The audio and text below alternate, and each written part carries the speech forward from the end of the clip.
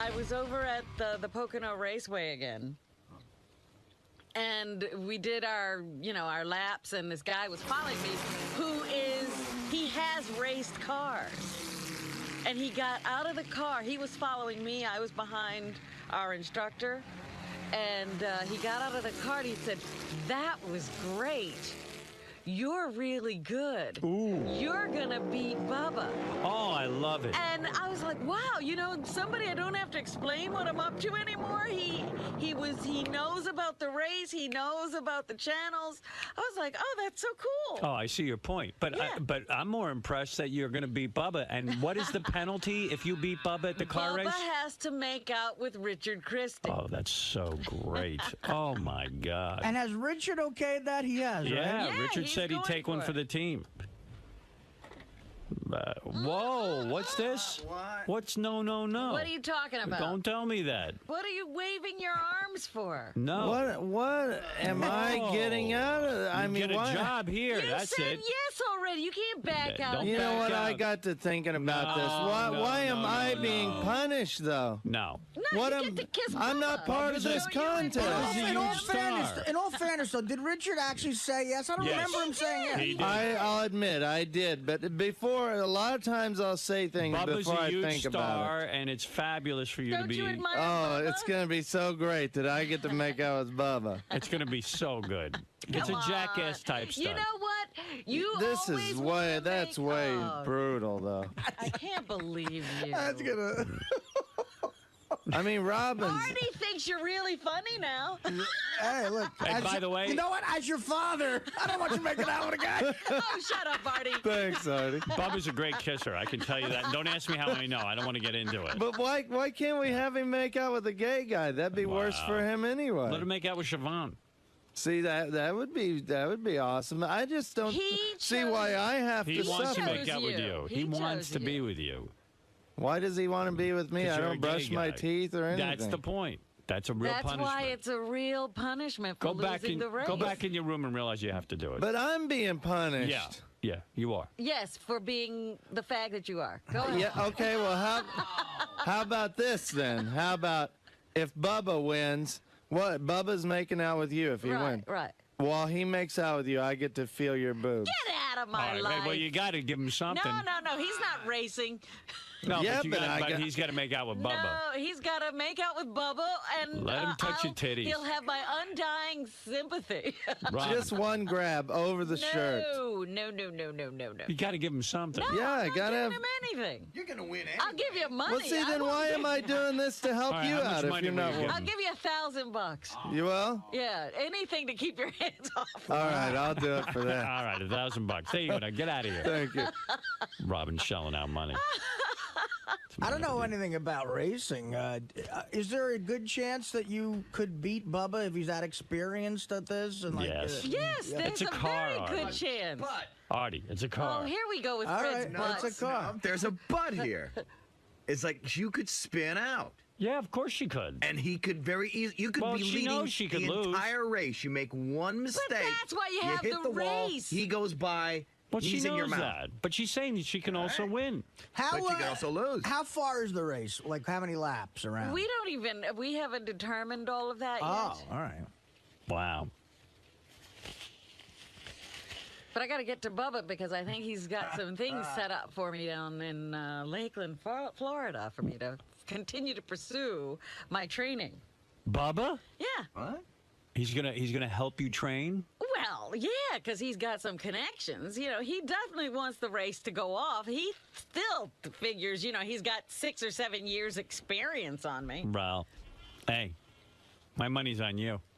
I tell you, it's so much fun. But it was great just to have somebody walk up and know exactly what was going on, and there were Yeah. a lot of guys there who were like, hey, Robin, we listen every morning. Bobo, you're on the Hey, air. how you doing there, Howard? Hey, I'm man. home with some kidney stones, and it's a bottle of Vicodin and the Howard TV. Wow. Are you in Yeah. pain? I'm in pain like you wouldn't believe. They say it's worse than childbirth. It is. Passing They're one of gonna those blast them stones. out Thursday. I'm going for that treatment. They're going to blast it out Where is it right now, the stone? on the left side. left cord. Sometimes they actually come out of your penis. I cringe when I hear Ronnie's that. had That's what that. they said. Yeah, they pass the stone. The stone comes pouring out of your penis. Yeah, they're gonna put me in this tub. They're gonna like a fish tank, and they put me in there, and then they shoot me with this beam or something and knock me out. Yeah. You're Yeah, lucky if they can do that. Well, that's Sometimes the they way to- can't even blast them. I know. Really? Yeah, sometimes you just got to pass it, and sometimes they can blast them. It depends on what kind of kidney stone it is. But here's the bottom line on all that shit. Like, they told Ronnie was passing them like crazy, and they're really painful. And they said, you're drinking iced tea and caffeinated products, and don't drink any alcohol. And as soon as he still drinks alcohol, but as soon as he stopped with all the iced teas, he doesn't have it anymore. Caffeine causes it? Yeah. Oh, Christ, I got a boulder lingering in me. How come I've never had one? I drink a lot of green tea, so I'm a health nut. So I don't know. I think you have to. It's something with tea, maybe. Hereditary. It probably has a It's lot. I also- eat a lot of fish too, like shellfish and nuts. I eat all that stuff. But that's is shellfish and nuts bad too for kidney stones? Supposedly, Well, yeah. here's our resident expert. Yeah, Ronnie will tell you. Ron, what didn't you have to knock off iced tea? Yeah, anything with caffeine, chocolate. That's why Gary gets him, because Gary's a chocolate fiend. Yeah. Does he get him a lot, Gary? Yeah, He's Gary had gets him, me. He just yeah. doesn't tell you. How could I? Oh, I not, didn't how know could I about not that. have gotten? Gary had him not too long ago. He was in horrible pain. Oh, I didn't know that. Yeah, He doesn't yeah. tell anybody. Yeah, well, he's been pretty lucky because he passes them right away. Wow. But you remember what I went through, man? It was going through hell. What does the stone? What does the stone look like when it comes out? It looks like the one. If you remember, I brought it up to the studio when I blew it out in the garage downstairs. It looks like you blew it out. You pissed in the garage. Yeah. I was in the garage in the bathroom, and I didn't know it was going to come out. It just blew out, man. And it came out, and it didn't fully come out. It was sticking out, and I had to pull it out. It must be the best feeling in the world when it comes out. I don't know. See, you don't remember that day, but I had brought it upstairs. I put it in a plastic bag, and it looks like a pistachio nut. Hey, Ronnie, what do you got? A pee in the strainer? Yeah, you're supposed to. Yeah, you got to pee in a strainer. Yeah. Yeah, Why? but because they want you To catch it. you want to see. Catches the rocks, and then they send it up to get it I analyzed. shit in the Right. strainer. I like to look at my Right. booty. But when I blew that one out, Shit in a colander. I curled up in the back of the limo like a baby and went to sleep. It's like I gave birth to a kid. Oh, man. Wow. So when The you pain stop was drinking horrible. tea, you haven't had them, right? Well, I went to the urologist and he gave me he gives me these like pills to take, and I drink a lot of water, so it keeps Right. flushing your system out. yeah. And you're supposed to cut down on no caffeine. Did you do that? Yeah, I don't drink tea anymore. I drink water, anything pretty much like without caffeine. I don't eat a lot of chocolate anymore. See, people forget why we have these painkillers, like heroin. Like, you know who invented heroin? The Bear Aspirin Company. Because of just for shit like this, like they're just trying to douse people's pain. Right. And you Dude, talk. Let me tell you something. When I first got it, And that's what you need for that. when I first got it, I didn't know what was wrong with me. I didn't know I had it. Yeah. I was in such pain. I was laying on the floor like dead. You And probably thought you were like having an appendix attack. I didn't know what was wrong. And I went to the hospital, and they put me in the emergency room, and they shot me up with Demerol. Oh, it's the best. And Did that make it better? the pain didn't go away. And then they put me on an IV of Demerol. I'm laying in the emergency room, Sheesh. and I'm picking dust off the ceiling. I'm going, look at that piece of dust up there. That's how screwed up I was in the head. Isn't that great?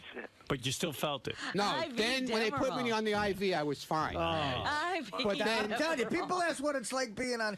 To me, like the high of heroin or that Demerol, the best way to describe it is every plane should have heroin on it, because if it looks like you're going down, Just let take everybody shoot up, and you know what? It'll be fine. You don't even care. I told you when they were wheeling me into That's how good the high is. when they were wheeling me into the operating room for breast reduction surgery, it suddenly occurred to me as the guy was wheeling me down the hall, this was a crazy thing to do. Right. And I went into a panic attack, and I was climbing out of the stretcher. Oh. And the guy raced down the hall with me as I was climbing out of the stretcher.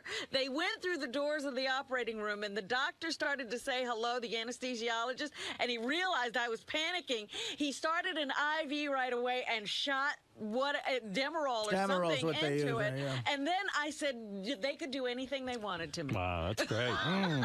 𝗙𝗙𝗿𝗍, I didn't know you had kidney stones. I've only had it once. I don't know why Ronnie says I had it, but I had it that one time. Did but you just have it recently where you said you were in real pain and you thought you passed it? and you didn't even realize it? I wasn't sure what that was, but Dude, why wouldn't you stop eating chocolate if you have that kind of pain? Chocolate's good. Yeah, you would rather have a kidney stone? I've only had it once, and I think I had it once. But just to give you an idea what Ronnie's talking about, he's talking about the one the size of a pistachio nut. Yeah. I had the one where I went to the hospital at 3 in the morning, and exactly as you said, I was positive it was like a burst appendix. That's how bad the pain was. Oh, so I get myself to the emergency room, and I sit there, and I pee in a strainer. Right. And I pee, and I feel better, completely better, and there's nothing in the strainer. That means that whatever I passed was so microscopic, but it's still that amazing amount of pain, right? So imagine what Ronnie had. Oh, dude, I was... The other thing is, you start to, I didn't go through this, but I've had friends that go through this, you start to piss blood, because imagine a rock, it's a rock scraping against the walls of your urethra. Yeah, and what happens is, if you can't pass it, they got to go in and get it. Right. Yeah, that's what they told me. Because if they catch it in time, you can go and they put you in this like a tank, a bath. Right. Like a fish tank. Yeah, and it's like a laser thing, and it kind of like breaks it up, and then you're gonna piss out little pieces. But if they can't do that, then you gotta try and drink tons and tons of water and just blow it out. If you don't blow it out, they go in through your penis with this thing, and they got to pull it out. Do they knock you out for that? Yeah. Yeah. Oh. And there's a big risk. There's a big risk when they do that. They can damage your penis. Damage it how? Like you could never have a hard on again? Yeah, because they're tearing you open as they're pulling it out. See, the only thing I can why wouldn't you guys stay completely away from anything that could cause a kidney stone? Oh man. The only thing I can compare that to is I got a catheter. I got a catheter put in, but I was also high on a bunch of drugs. But man, whatever fuck I had in me was not enough drugs. Yeah. I felt that going in. Hey, can we change the topic? Artie, Coward, I'll just say you'll never want to go through this pain. Believe me. I know. I had a program director, Frank Holler, in Detroit, who used to be doubled over once a week in his office with kidney stones, passing them. Once a week? Yeah, That's like crazy. this poor guy. What was he eating? I don't know if it was once a week or once a month, but it would just seem like all the time, and the poor guy would just get leveled. And I really felt bad for him. I mean, it really was. It's debilitating. Like I crawled. Like at first I said, "Wow, this is a little painful." And then I said, "I'm going to the emergency room." And then I got in my car, and I wasn't even sure. I was a mile away. I wasn't even sure I could make it. That's how bad. How quickly it got bad. Wow. But, hey, I gotta last to Thursday, man. What do you mean? Why do you got to last till Thursday? That's when the procedure. That's when they can fit me in. Tell these motherfuckers you're ready. I know. You say, look, man. How can they make Just drink tons of water, and hopefully you'll blow it out. I'm popping this Vicodin like candy. You gotta just keep drinking. You eat strawberries? Huh? What do you eat? Beets? Yeah. Beets could do it. Chocolate, coffee. Yeah. Cola. I drink a lot of green tea and a lot of fish I eat. I'm just totally into health. You can't drink any tea, dude. Don't drink any tea. That's what's doing it. Is this your first time, Bobo? Yeah, first time, man. It's kicking my ass. I just had a kid, too, and on top of this... What? You're a dad? Yeah. Again? Yeah, my son was born... With that toupee, you got a woman? How old are you, Bobo? Huh? How old are you? 53. How old? 53. And you had a kid? Yeah. The fuck is wrong with you? I married a young girl. Now, how old are your boys, the older ones? My Carmine was just 24, and Stephen just turned 28, and Camille's 26. Good Lord, look at the planning there. Do you think Bobo's Italian? Bobo, you're like me. I mean, I got a 23-year-old and a 20-year-old and a 13-year-old. And like my kids get a hold of me and they go, if you and Beth ever have kids, that would be really bad. And I go, why? Well, because it would be weird for them, you know what I mean? But they won't know this. You know, they're not going to come home and bond with, his daughter's in her 20s. She's out having a life. But I just can't imagine at 52 years old or 53 years old going through that whole scene again with kids and diapers and babysitters. And yeah, you can't sleep now, right? Oh. I get a good day. I get about 2 hours. That's why you got kidney stones. Yeah, and you can't go to scores even. That's the worst part. I mean, you gotta stay home with the kid. You fucked up your whole life. Yeah, really. I'll be back to normal in a few weeks. Hey, Howard, I just want to tell you one more catheter story, and then we'll be off this. I don't want to hear it. All right. It's not that bad. It's not that bad until you tell it. Rob, What do you want? tell me more about these kidney stones. What about him? What do you want to know? That's a tough thing to talk about on the air. No, it's not. Why is it tough? Talking about a pistachio nut passing through It hurts. your pee-pee hole. It fucking hurts, man. I had to pull it out. It was hanging out. So are you trying to be like an advocate for kidney stone awareness? I mean, if that's what you want to fucking say. I'm just saying, was that your goal? Well, guy asked a question. I gave him an answer. But you really got into it. Like you really went through how painful it is and really. Yeah, well, it is painful. I hope you fucking never go through it. Unfortunately, there's also some people I do hope go through it. Well, thank you. I appreciate it. Yeah, it's fucking horrible. That's what I'm saying. Are you like an advocate? It's supposedly worse than childbirth, and I will never experience that, so I don't care. Do you think that the country as a whole doesn't pay enough attention to kidney stone awareness? Dude, what are you fucking crazy? What are you talking about? I'm being serious. Dude, I don't know. What are you asking me a stupid question like that for? Because I don't know, maybe that was your goal, was to raise... Fuck you with your camera. Get out of here with that fucking stupid ass question. You gotta give it a few minutes. Then Maybe you use too much toilet paper. Nah, I didn't use much toilet paper. Give it a... There we go. You know what kind of system this is? What? This high thing goes up. You set it down. Ah, shit, it's still backed up. Oh, dude. Oh, shit. Oh, no. It's going high. Give me like a stick or something. It's going up. Is there a drain on the floor in here? What happens if this overflows? Where's Gary's toothbrush? Let's use Gary's toothbrush to clean out the toilet. So you I need like a hanger or something. Why don't you just go to the main bathroom if you have to do your... Why do I have to go to main? There's no guests today. When there's no guests, we can use this bathroom. Why do I have to use the main bathroom? But if you know you're gonna... This is what is this? What is this? What if is? you're gonna stocking stuff it, you should... But what is this? It's a toilet. And what do you do in a toilet? You pee. And take a dump. Not in this. This is like, you know, pee only. Gary takes a shit in here all the time. You've taken a shit in here. No, I never, ever, never have. Richie took a shit in here yesterday. Never. Oh! There you go. Now it's true. Success, baby. Tell you where we need some windows is the bathroom. Why were you in they're there? coming out with new windows. I went for in that. there. We got the little mini private one back there, but Sal clogged that up. Oh, he should. I told Sal. He's gonna use use the other one. that. He's not allowed to use that, I told Gary. Sal not to take a number 2 in there, He especially shouldn't. during the show. Son of a- Because Why it's does for he, during the guests. show, he doesn't have that pressure? He can go to the regular bathroom.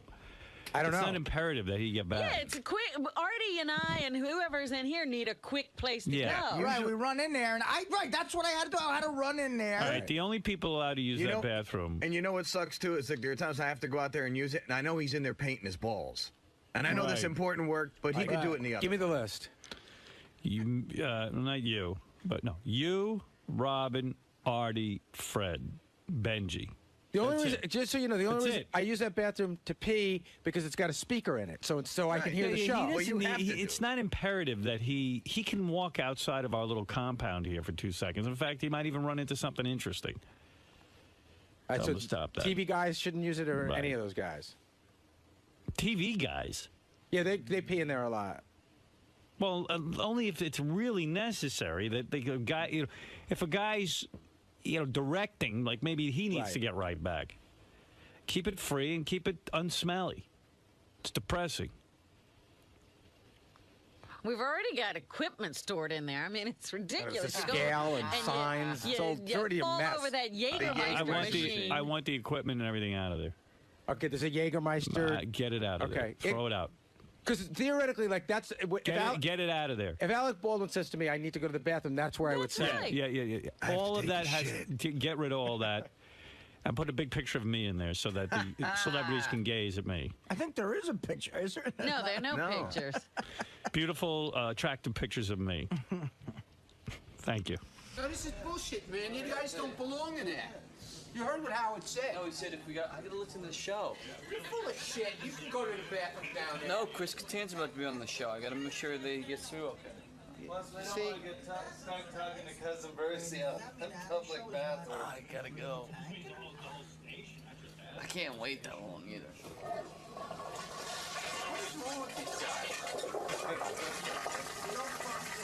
They all want to be like Sal now, man. That's what it is. Where do you piss? Down the hall. It's because you don't do nothing here. You don't need to be around. Too much cleaning my fences, Christy. I don't even need to speak to you anymore.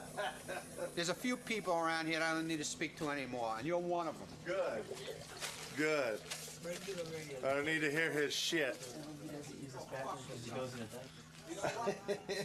He doesn't use his bathroom because he can't reach the toilet. Yeah, right. Well, that's fine. Well, guess what? Guess He what? pees in a dog bowl. You'll never use this bathroom again. Never. Don't let me catch you in that fucking bathroom. He can't reach the toilet. He pisses on the edge of the toilet. We gotta give him a little step stool. Yeah, good. I hope you fall and break your fucking neck. Thanks, man. Thanks. Don't touch me with your phone. You know what is this fucking shit, man? Fucking motherfucker. Shit out of here. Fuck. Get out of here.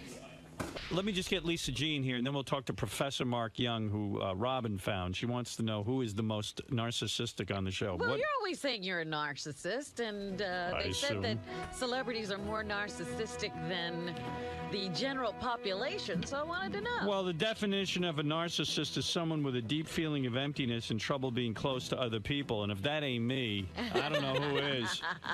Quite frankly, I've been in therapy for, I think, now 9 years.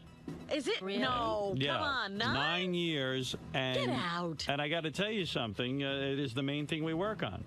You have been in therapy for 9 years. 9 years.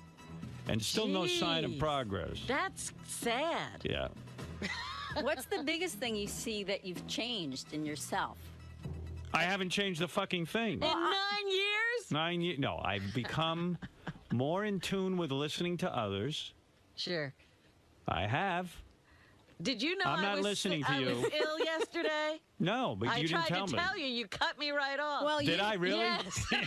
Good. I said, oh my God, I can't wait. We're talking about narcissists tomorrow. What happened, Robin? Because I am a terrible... I came in and I handed you that story about Sirius doing but I was already in pain and I was limping and... Well, who knew that? And I started to say to you, I am in so much pain. And you go, Gary, what is Well, let me tell you something. Because I'm in the middle of doing the show. You know the breaks are short, and I've got to get the next thing lined up. But believe me, I could care less. On 60 Minutes, you said you were going to be a better boss and care about the employees. I lied. That was 60 Minutes. I was trying to win over Ed Bradley and the producer. You haven't visited Howard 100 News? No, I have no interest in visiting. Well, then you haven't Because changed. you got to understand something. Yes? Visiting Howard 100 News is irrelevant to me. What? I know you guys are doing a good job. You're one less headache for me. If I have to visit if you, he's then... visiting, it's a bad thing. Yeah, watch out. Really? Yeah. To me, it's a sign of love that I don't visit. You should consider that a pat on the back. I'm crazy. If I'm not the biggest narcissist in this group, I'll be very All right, surprised. who have you visited lately? Visited? Like, who have you said it's a bad thing if you go and see someone? No, you're not understanding. I don't think about other people. As far as I'm concerned, other people What don't people? exist. Like, it's almost like you're all interchangeable, okay? There, now you know what my problem is. Right. I talk in therapy how Artie's healthier than me, and he's a heroin addict. You said I'm healthier? Oh, I was talking about how you like talked about Dana and how that. you miss her, and I was like, and wow. how you couldn't date. I bet you that had a big impact on you. You were really shocked I was by like, that. Artie's so together. And my psychiatrist going, isn't that the heroin addict? They go, he's so much more together than me. You're not as together as a heroin addict. You really think that you consider people interchangeable in your life? Yeah. I don't believe that. I don't believe that. Believe it. I mean, all right. I've got emotional problems. Don't get hurt by it, Artie. No. Now, according to the guy, I don't think you're being truthful. According to the guy we're going to speak to, Professor Mark Young, he claims that most of this severe narcissism comes from a traumatic experience before you were like 2 years old. But I don't know of such an experience. Well, you wouldn't, would you? No. How would you remember it unless... Even my psychiatrist always says to me, like every couple of sessions, now I know why, he always says, you sure nothing really bad happened to you? All right, here's a guy named Professor Mark Young. He's going to tell us who the biggest narcissist is. And in case you're not familiar with that term, that's the person with the most, on this show anyway, with the biggest personality disorder. It's where you only think of yourself and no one else. Ugh. Right? Would that be an accurate description, Professor? Professor? Exactly right, Howard. Yeah. How old a dude are you? Me, I'm 50. Oh, you're 50. You sound like a young guy. Trying to show interest in him now? Yeah. Trying to reach out. See, I'm like you. I could tell I'm a narcissist already as well. This won't be surprising to me. We all have narcissistic tendencies. The question is, who on the show is the biggest narcissist? Now, how do you want to do this, Professor? You gave us an exam to fill out, right? I did, and Howard, if I could just give you just a small amount of background on this so it'll make a little bit more sense to everybody. Okay. Basically, I teach a graduate course at the Marshall School of Business at USC on entertainment management, and I was trying to get some class notes together on the celebrity personality so that, we could discuss how to better manage talent in the industry. And you know what? I couldn't find anything at all that was really kind of a systematic study of who celebrities are, what their personality characteristics are. And so I teamed up with Drew Pinsky, Dr. Drew, who's a friend of mine, and we decided to try to collect data from a pretty large sample of celebrities who appeared on his show called Loveline. And the first characteristic we wanted to study was narcissism, in part because that's the thing that seems to come up a lot, when people are thinking about celebrity. Yeah, well, think about it. If you want to be famous, if that's a huge drive of yours, right, to be known, yeah. The fact of the matter, you envision yourself on a stage with thousands of people applauding you. Right. I mean, what kind of drive do you have to have? And why you, of all people? Yeah, like who the fuck are you? Yeah. Well, I tell us other comedians too. I mean, just the thought. I mean, think about just the thought of wanting to get into comedy. You think you're funny, which is like a very. Which is that's really giving yourself a big pat on the back. Absolutely. But I believe all narcissists have low self-esteem. Well, I think that's true, but see, the question is, what is it that drives some people to seek fame as a motivating device versus other things like, competition or revenge or fear? And so there has been research on people who seek fame, and it turns out that about 1 or 2 in 100 say that fame is a motivating thing for them. Funny thing about the professor is, like, we said to him, hey, come on the air, we'll take the test and tell us who the biggest narcissist is. He said, listen, you guys have to sign a release because when I tell you these things about yourself, you might go berserk. Really? Yeah, so we said, you don't understand. We'd probably be proud if we were the biggest narcissist. You're getting the opposite reaction on this show. Don't worry about that. Don't worry about it. No need to sign any papers, bro. Nobody will be upset. He's afraid we would jump out the window if we heard we were a big narcissist. That would only make us more happy because we're such narcissists. Well, Howard, actually, I've been a fan of the show for a long time, so I kind of know how you guys work. But, that was just kind of the social scientist in me, kind of protecting myself. But don't worry about it. We take full responsibility for our reaction to what you're going to tell us. All right, let's cut to the good stuff, Professor. Okay. Forget all the explanations. Sure. Well, You're going to start with who? All right, who is the biggest narcissist on the show? Well, I don't know if you'll be surprised by this, but it's Robin. I knew it. Get out of here. I'm the one who thinks of everybody else. Not really. Robin has a score, Howard, that the average score for the U.S. population is about 15.2. Mm-hmm. Robin's a 34. Oh, my God. A 34. First of all, when I was taking this test, I didn't know how to answer any of those questions. That shows you're out of it. See, the thing is, this is a test that's been around for about 25 years. It's really been very well validated. Oh, you didn't make this up? Oh, no. No. This is something that... Yeah, we were hoping you were a crackpot. Yeah, I can blame this all on you. Wow, Robin is a 34. A 34? What does that mean? Yeah, what does that mean about Robin? And tell us what you can tell us based on that score. Okay, well, the average score for celebrities is about 17.8. And for female celebrities, it's about 19.2. Mm-hmm. Okay, that's the average. Right. So Robin's score puts her about 2 standard deviations above the average person on the street. So tell us about Robin now. Yeah, but what does that say about me? Okay, well, let me break it down. You know, the test is broken down into a number of components, 7 different components of narcissism, including things like authority, superiority, exhibitionism, exploitiveness, vanity, entitlement. And Robin scores, out of 8 points on authority, she scores an 8 out of 8. What does that mean? What does that mean? It means that she has a very high sense of being in control, in charge. Mm-hmm. She scores a 4 out of 4 on feelings of superiority. Wow. Oh, stop it. Wow. That's ridiculous. Let's hear more. She scores a 5 out of 5 on exploitativeness. Wow. What does that mean? Well, that can't be good.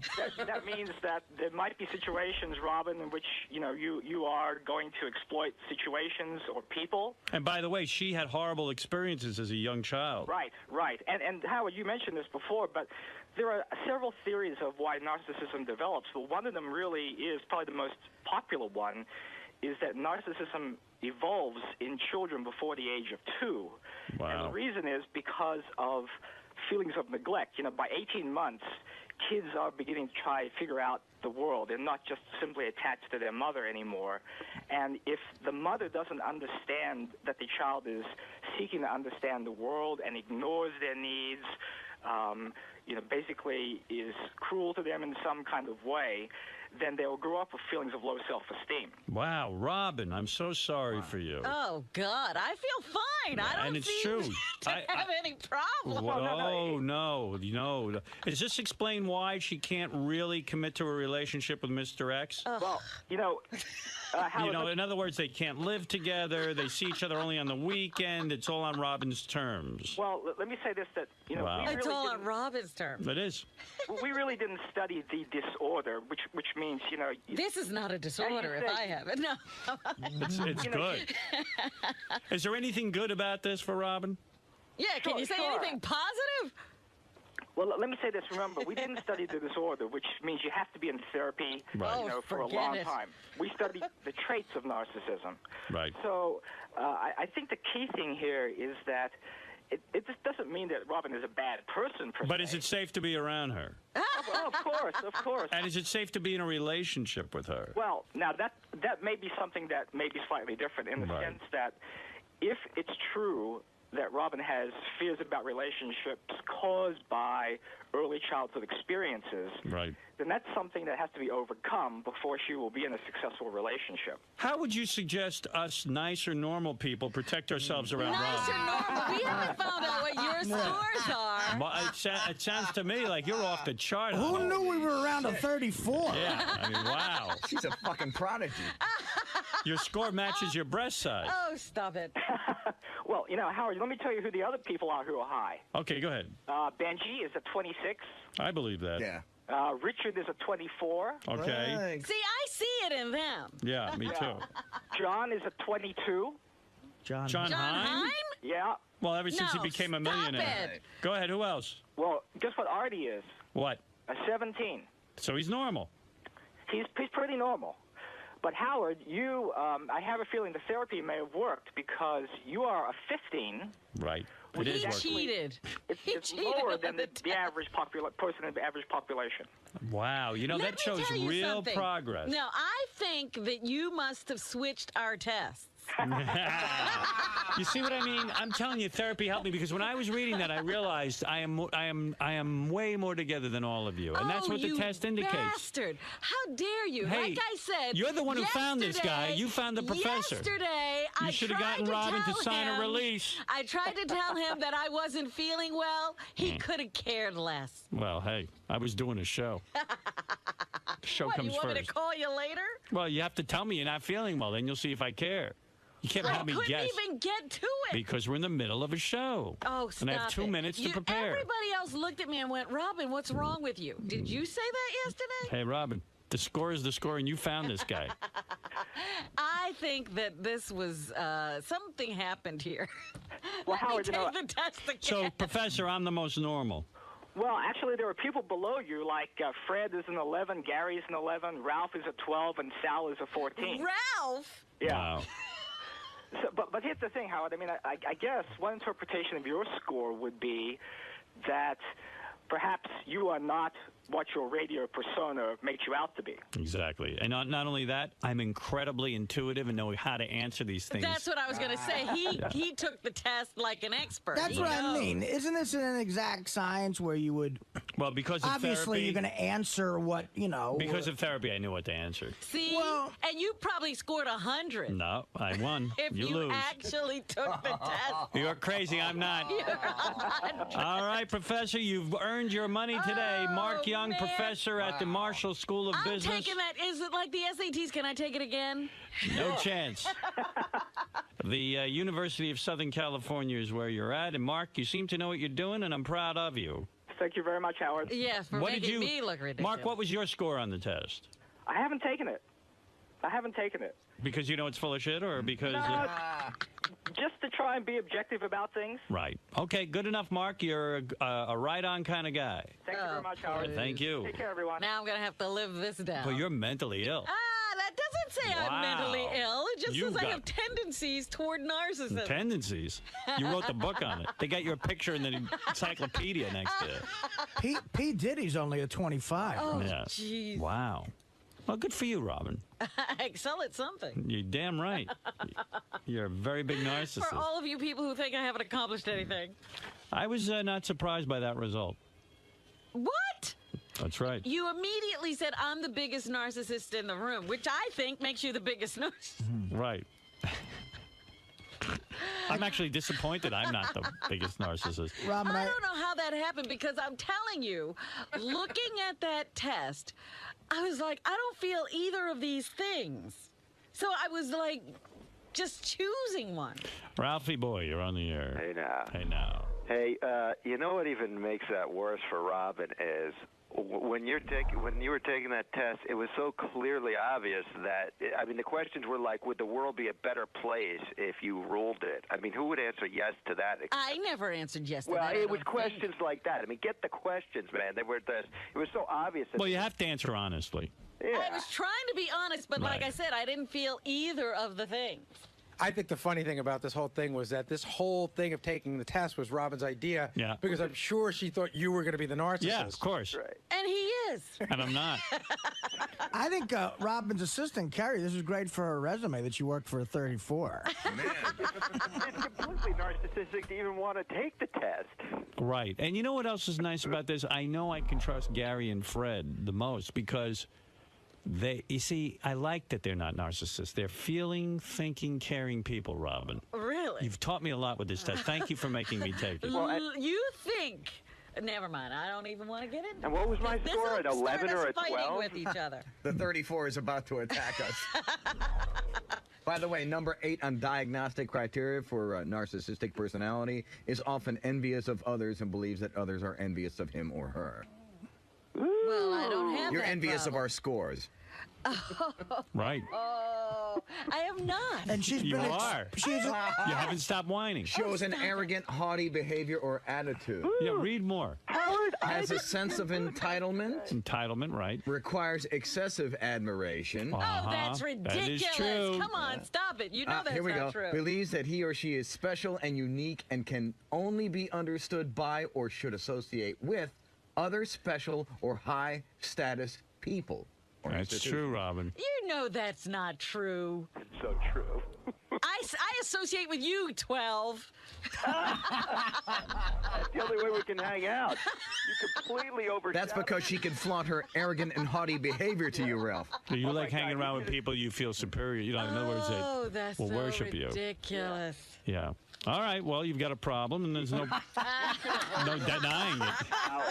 What? Howard, you should have heard her at the U.S. Open screaming at the coach. What are they doing? Get off the line! I was like, Rob, why don't you go down there and coach? Yeah.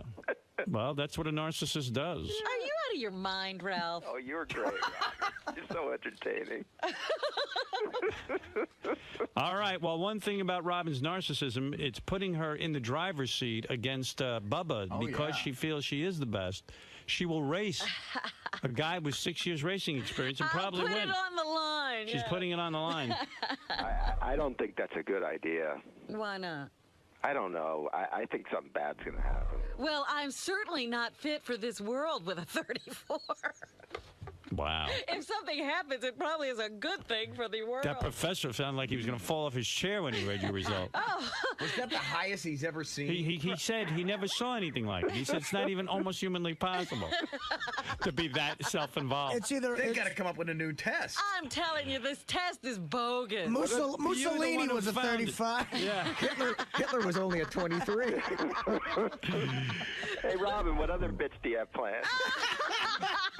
Who would best be the queen of the world? Well, one of these days. God got a 28. God got a 28. He only did it in 7 days. All right. Well, Robin, congratulations in a weird way. I won. Yeah, you certainly did. All right. Thank you, Ralph. You really don't see me that way, do you? Oh, shut up, Ralph. Howard, I'm asking you. You don't Honestly, see me Robin, that way. I'm going to tell you something about you. I find you very delightful. But you do exhibit traits of narcissism. Like what? Wait, Robin, what did you say 5 minutes ago? Like, Howard, you didn't know I didn't feel good yesterday? He's got 50 things going on. Gary's yapping at him, all this stuff. He's got 2 minutes to get his show together, and he's supposed to guess that your leg hurt? Not guess. I was trying to tell him. He wouldn't talk to me. See, like, you like to hang out with, like, your boating instructor, and, like, you also like to hang out with people who will Captain Carl. worship you. Worship me? Yeah. Like a Ralph. Like the same reason I do. And, you know, it's like... But then why do you get a 15? Because I'm a lot healthier for my therapy. I've put in a lot of work with this therapy. I can't say I would have done well 9 years ago. But I'm doing much better. Yeah, you probably had a 90. I am so... You've dropped 10 points every year. I am way happier from therapy. I'm a happy person. Because when I get those grandiose feelings like you have, I tell you, at least I have somebody to discuss them with. What grandiose feelings? People don't know, I know, blah, blah, blah, blah. You know, that's you. That's your narcissism. Stop it. You have it. You see you're off the charts. You're out of control. But be honest, were there questions on that test, Howard, that... You answered you answered the opposite way. Well, in other words, No, I answered honestly. In other words, you see that and you go, God, I really do feel that way, but I don't want to look like an asshole. So I'll go the other way. No. I knew to answer it truthfully, or else it wouldn't be good. Listen. No, you'd lie. No. Because I know I was sitting there saying, look, I know that's a ridiculous thing to say, but I have a sort of feeling that way, and I don't really feel this other way. Mm-hmm. Well, whatever. Go work on it. 5 of 5. You can get better. I did. I'm happy. I need to ask you about this this whole narcissistic, label that they're giving you. What can I say? I don't believe I'm a narcissist. Well, what about the test? The test was very conclusive that you were the highest score. Well, yes, there is the test, but I suppose maybe that I don't believe the results is part of my problem. I don't know. So you're somewhat accepting that there could be some truth to the test. I believe that I got a 34 on that test. What that test measures, I don't know. Yeah, you seem to question some of the wording of the questions that could have gone either way, and that Howard might have been more tactful in answering because he knew. It seems that everyone exercised a great deal of tact, and I was sort of honest, or leaned toward the other side a little bit, because there was no, yes, I am this, when you're reading those statements. It was like, well, I sort of am this, and sometimes I'm that, but you didn't know which way do you go. Now, what about someone like Ralph scoring like a 12? These are the total narcissists. These people with the low scores, Artie, Ralph, these are people who are completely self-absorbed. So you think that, that proves almost conclusively that this test definitely has some faults? Definitely. So you're not a narcissist when you think about it that way? I'm not a narcissist at all. Who is it around here who thinks of others? It's me. That is true. Who throws the parties? Who worries about morale? Me. You know, like.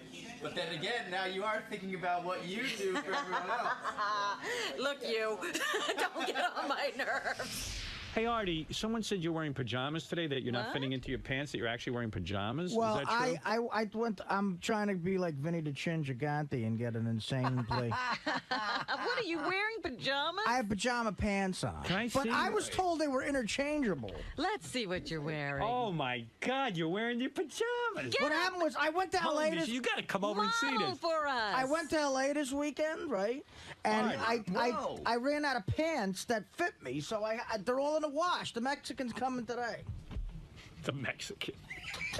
Those are the pajama pants. No, they're interchangeable. No, they're not. Those are pajamas. The flies of your cock is sticking out. Those are pajamas. Your fucking underwear is. I feel like you guys are family at this point. Are you so heavy that you can't fit into your pants? What happened was, no, I have pants that fit me, but they're dwindling. And you're gonna walk around on the street like that? Yeah, I don't get it. Look at the fly. Your whole cock is sticking out. Who told you those were interchangeable? Those are soap pajamas. Do you see that? His fly is open. Your whole fly, Artie. You look like you're in a hospital. Oh, wait, I'm sorry. I didn't know that. You're a mental patient. No, I'll fix that. His whole penis. Why is he wearing a jacket with his pajamas? What happened? You don't even fit in your pants? Do you weigh over I got 300? 3 pairs of pants. No. What are you I doing? got 3 pairs of pants that fit me, and I took them to L.A., and they're all fucking dirty. So. Look, even his little drawstring is knotted. Want me to help you? No, wait a minute. I'm sorry. It's very embarrassing. Wow. Yeah. Look at you. Look at you. You guys got to see this on TV. I either got to buy more pants or I got to I'm getting them washed today, tomorrow. Who told you those were interchangeable? Nobody told you that. It says it on the label. Oh. That you can wear them as pants? If you're a girl. Yeah, like my daughters will walk around in their pajamas like and go to school, but it's like kind of a look. You're like a big, heavy-set man. I figured it out. Now you got me all Look at the TV monitor and watch when you turn to the side. Your whole penis and underpants. I gotta figure this out. They're interchangeable. The Mexican will be done by 1. Read the label. It says interchangeable if insane. Really, you do look insane today. Yeah, I will look. Yeah, Ralph. Oh my God! Quickly, can you get a picture of that on the website? Yeah, all right. Hey, Jason, come in here. Yeah, you gotta get a picture. Artie. Get it from the front and the side. All right, you got to see with the underpants all coming through. Artie, you're such a fucking mess. That's coming from Ralph. I really am. I really am a mess. I might not leave the house, but when I do, I put on pants. Wait, you don't pick them up, man. Let people see your underwear sticking out. Look at his underwear sticking out. Get over there, Jason. Look at that. His whole leg and his balls. Don't go near my balls, Jason. Hey, Artie, how many pairs of pants do you have that you ran out? What do you mean? He doesn't fit you said you ran out, so we have 1 pair, 2 pairs. No, I'll wear them tomorrow. I have 3 pairs that I fit in, like I could deal with. Are they jeans or are they stretch pants, like sweatpants? Or sweatpants. 2 are jeans and 1 is those cargo type things. You got a couple of bucks. Why don't you get like 10 pair? No, I know. I just don't fucking ever go shopping. It's a pain in the ass I don't to go go shopping for shit ever. Yeah. Ralph, why don't you go shopping for it? I give you like $20 or something. What do you charge? Okay. What do you charge to buy me a pair of pants? A little bit more, but we can work something out. All right. All right, Ralphie, thank you. Dude, get out of that bathroom. I'm washing my hands. No, get out of that bathroom. You know you don't belong in there. You know, see what I mean about you? It's all about you. You couldn't wash your hands in there? I wasn't, no. If Howard plays a clip, I got a lot of the time. So if I'm washing my hands, I don't want to waste Now it. you're making excuses. Oh, yeah. Your fucking friend just pulled the same shit. Who did? Oh, please. You know, you two are like 2 motherfucking clowns. Get the fuck out of here. Fucking douchebag. Hey, Sal's using the bathroom again. I told him he's not to use the studio bathroom. What is going on? There's a mutiny going on here. Yeah.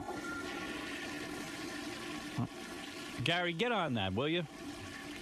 Sometimes I feel like President... What? I just washed my hands. Don't use the bathroom, I said. just washed my no, hands. No, Go to the main bathroom. But do you know how I log the times for the clips? You know what you make me feel like? That's a bad excuse, Sal, and I'll tell you why, because they just came and talked to me about it. Jason and you back each other up on that, so if you go to the bathroom, when you come back, you check with Jason if anything rang, and then you could log the time. All right.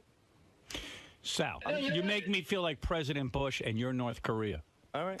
You get mad, but I told him, Sal thought he could take a crap in there today because we didn't have any celebrity guests, but I told him not to do that several times. Yeah, we want to keep that bathroom free and clear of smell. No, I don't. And Gary takes a shit in there all the time, and he stinks it up like crazy. First you of all, can't even walk past the hallway when Gary's in there taking a I shit. don't take a crap in there all the time, and I'm higher up on the food chain than you, and I don't do it during the show. I do it like after 2 o'clock in the afternoon. End of sentence.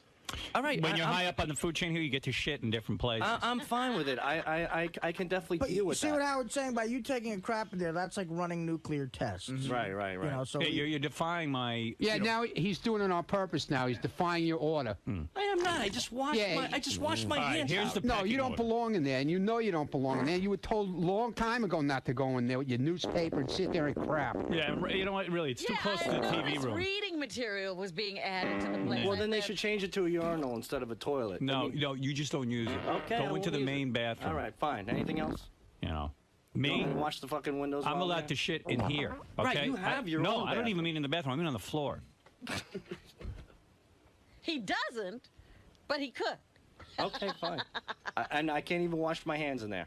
I can't keep clean. It's all about you all the time. Everything's all about you. Yeah. Bring Just don't. some handy wipes if you need to sit at your desk and wash your hands. Okay.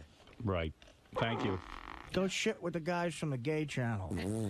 Evidently, anytime someone takes a dump in there, it's really hard for the TV guys. Absolutely. It's right outside their studio. They've complained about Robin being in there, and I said, well, Robin's allowed.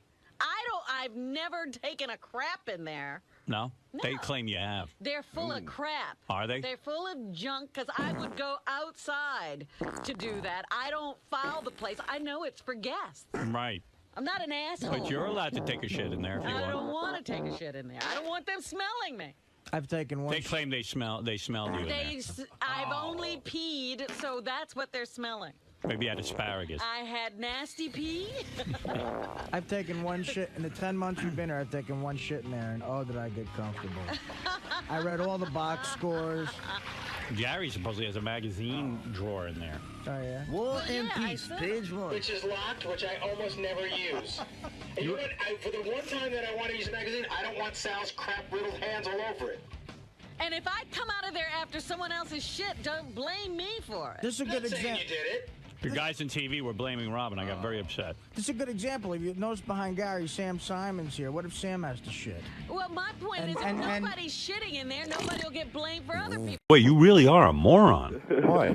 I mean, I heard you on the wrap-up show. I'm going to play it where they're asking you about who's running for president. Politics is not my thing, man. Motherfucker, you're stupid. But, I mean, do you ever open the paper ever? Yeah, I open it a little bit. You thought Barack Obama was a Republican.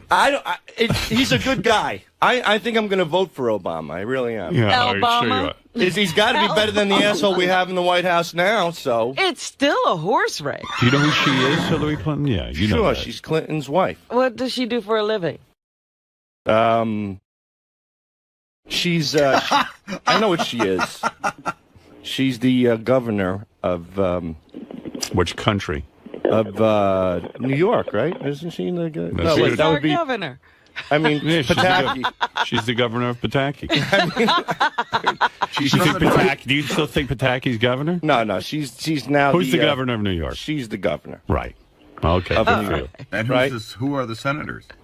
That's a good question. Brownback or something? Yeah, Right, Brownback Senator is Brownback. senator. Yeah. And who's the other one? We have how many senators? If you're asking for another one, we must have two. So Brownback and who else? Well, I won't call you an idiot if you get this. Well, you got Brownback, right? You know that Hillary Clinton's the governor of New York. Who is the other senator from New York?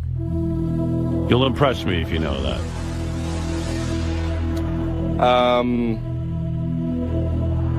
I think I got it. He used to be the district attorney of New York. Go ahead. Robert Morgenthau. Oh, very good. Very All right. I just have to think. Yeah. You know, when you think, you're impressive. Wow. That's why I don't do it much. I don't. So like you knew Senator Morgenthau. and You see- Brownback. And Brownback. And the governor. And the governor, Clinton. I think I know she has something to do with New York. I think she's the governor. Good. Well, all right. You've impressed me. But like I said, politics is not my thing. You know? Should be. And after you got those right, I mean, not everyone can answer You're ready that. for, what is that? Impressive. Who wants to be a millionaire? Who's smarter You than can a answer fifth so grader? many You know what? How many senators are there total? Well, I'm guessing 2. 2 You're senators guessing. total? No, Maybe. from New York, but then how do you... Probably 2 per state, 100 senators, 50 Okay. states. Good, all right. You're on the target there. Did you ever notice that everything Sal doesn't know isn't his thing? Yeah. Like being smart isn't his thing. Yeah. You never read the newspaper? Being a producer is not your thing. You never read the newspaper? Nothing. I do read the newspaper. I read You do? page 6. Oh. Oh, you Gossip. skip right past the first page. You know, it's just...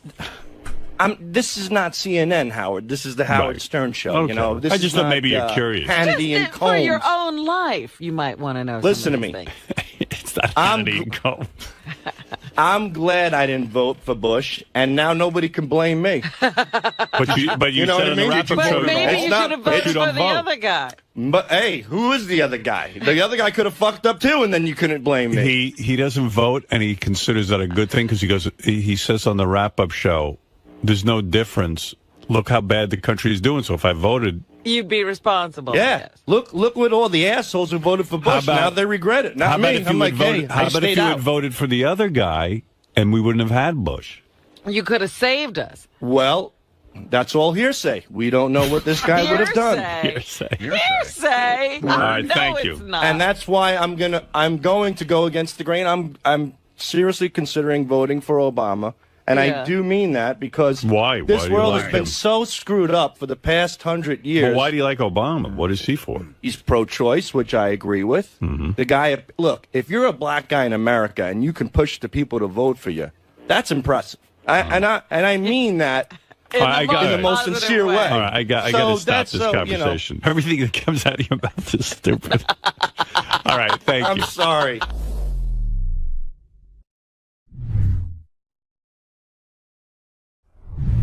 With Howard to talk about our new Hall & Oates tour, holiday album, and also my new webcast called Live from Daryl's House. It's coming out tomorrow, actually. Well, Daryl Hall, look at you, man. You look at me. good. Oh, thank you. I like the beard. Oh, you like the beard? Yeah, well, I this just, I'm up in the woods, man. So it's my woodsman's And the look. shirt. So we were all speculating, how come the other cat isn't here? I mean, I know you're the guy with the talent, and you wrote all the songs. Well, no, I knew you were going to say that.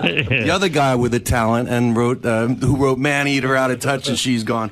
Let's see, where is he? He's in the woods also in Colorado, though. So Is that do you live in the woods? Well, yeah, I live up in Dutchess County. Oh, you do, but you're not close with. I mean, when I say Hall and Oates, we think of like two brothers who, went through all the. That would be correct. Yeah. Two brothers that live on opposite sides of the world. But the fact of the matter is, you're not crazy about Oates personally, right? Is that true? Come on, be honest. I mean, Be honest? You want me to be honest? Yeah, be honest. Am I crazy about him? Well, he makes me crazy sometimes. He makes you nuts. But no, I like John, man. John and I have Why been is it friends though- since we're teenagers, man. But you're not friends. I mean, you don't hang out Well, together. we're more than friends. We're like brothers. No, but wait a second. You do not. Sometimes you're not friends with your brother. Hall and Oates don't hang out together. Like No. you guys don't go to a bar together. You don't go and play video games together. You don't. I don't do any of that stuff alone. Do you call each other on the phone? Not very often. Really? So when it comes time to tour, when it comes time to do a new album or something musical, you pick up the phone and you call them and say, okay, it's time, but it's not awkward that you don't speak to each other other than that? No, because we see each other all the time. We're working all the time. But you don't like him. Because if you liked him, you would hang out with him, wouldn't you? If he lived close to me, I'd hang out with him. What irritates you? He about used him? to. What goes irritates wrong? me? Yeah. Oh, I see. Okay, let's see. Nothing irritates me because I'm so used to him. Do you ever have a non-work? I'm beyond irritation. Is there ever a non-work conversation? Like, do you ever say, hey, how you How's doing? your family? Well, basically, I see his family all the time because we travel together. He's married? Yeah, he has a wife and a really cool kid, Tanner, and we travel together. I mean, in fact, we seldom have musical conversations. How's that? How old were you when you met your partner? 16. 16 years old. You were in bands. You were both musical guys.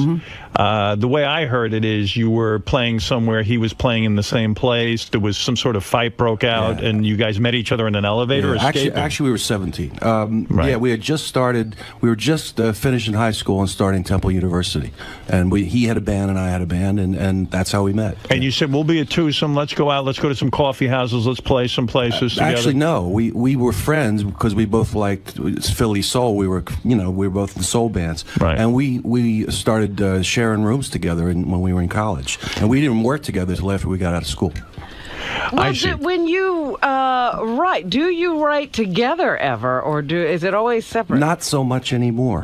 You know, we always did things separately. Our first thing was we said we're going to be two guys, we're going to share a stage. So from the very beginning, it was sort of two separate guys. But you know, we write together occasionally, and we write separately a lot. So you meet each other at 17. You say, let's form a band together. We'll call it Hall & Oates. That was on the mailbox, so we was there ever a discussion that it would be Oates and Hall?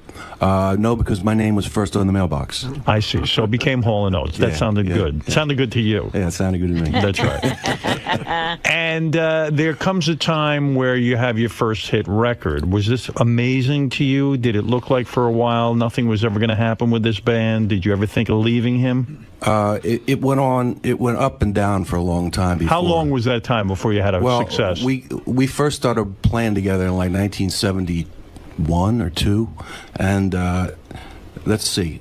Then we put out "She's Gone." We wrote and put out "She's Gone," and it wasn't really a hit. But then a group called 𝗻𝗏 had a hit with it, and it was like a #1 R&B record. And then we had "Sarah Smile." That was our first hit. I didn't understand this about you. Sarah was a woman that you lived with for 30 years. Yeah. I mean, you had a serious relation. Never married her.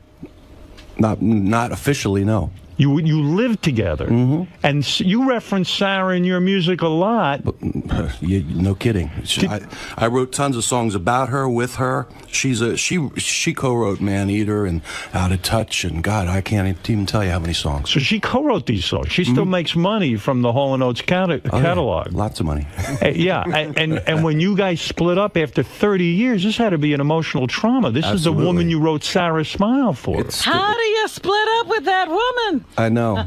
It's not easy. In fact, were you you're asking me right now, that's 6 years ago, and I'm still splitting up, man. No, really, huh? She left you or you left her? It was mutual. It was so that just means one you of those left things. her. Yeah, well, all right. Yeah. So was it that the temptation of the road? I mean, you are certainly a good-looking dude.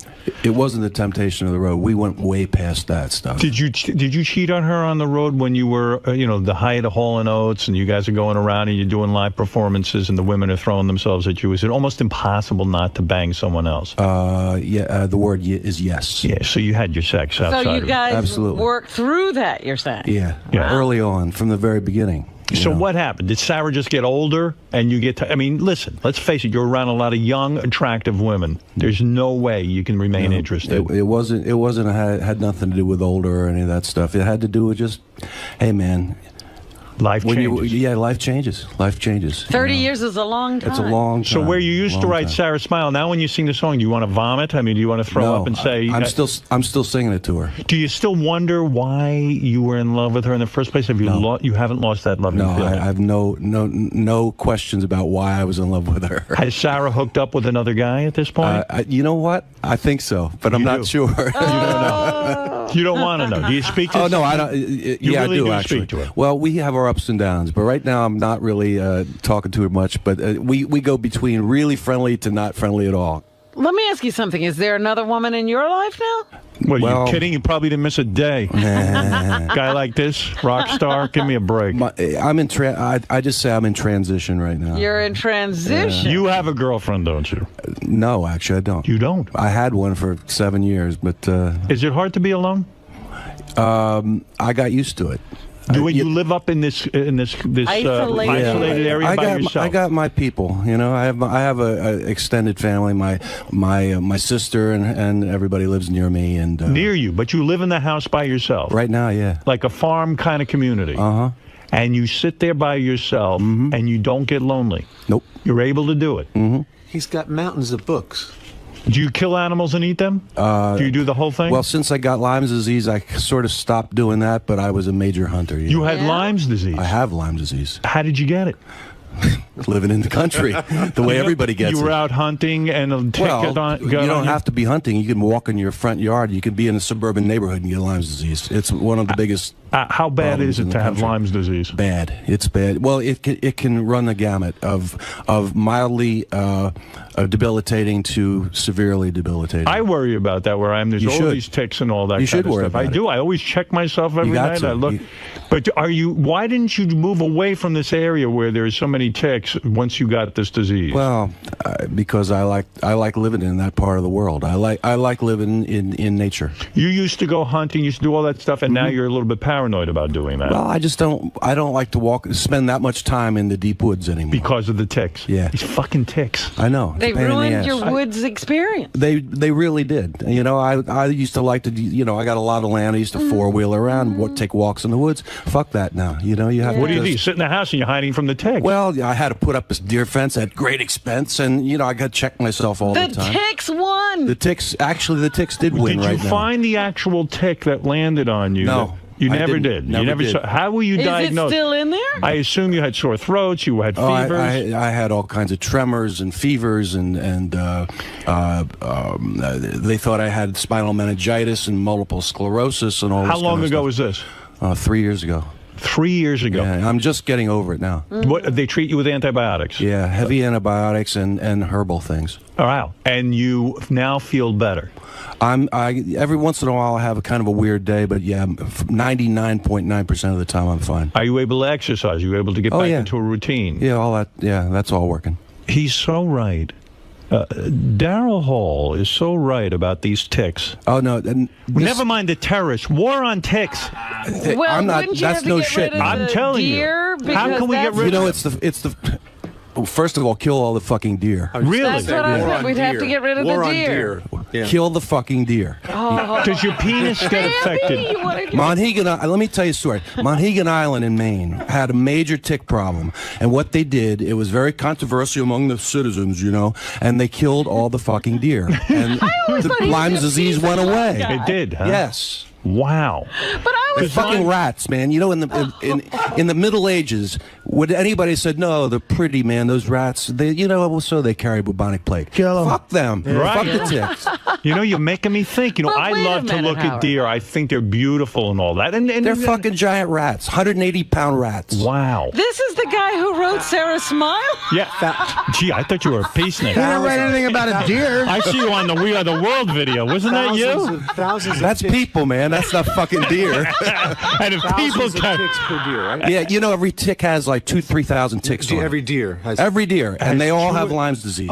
They're walking monsters. plague things. So let's get rid of them. Yes, This is what agree. I say about sharks, too. People talk about our oceans. People are afraid to surf. We love the ocean. Kill all the sharks, too. Right?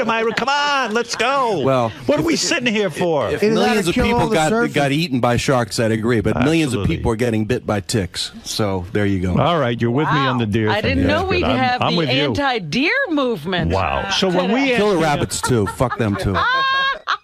You're angry today.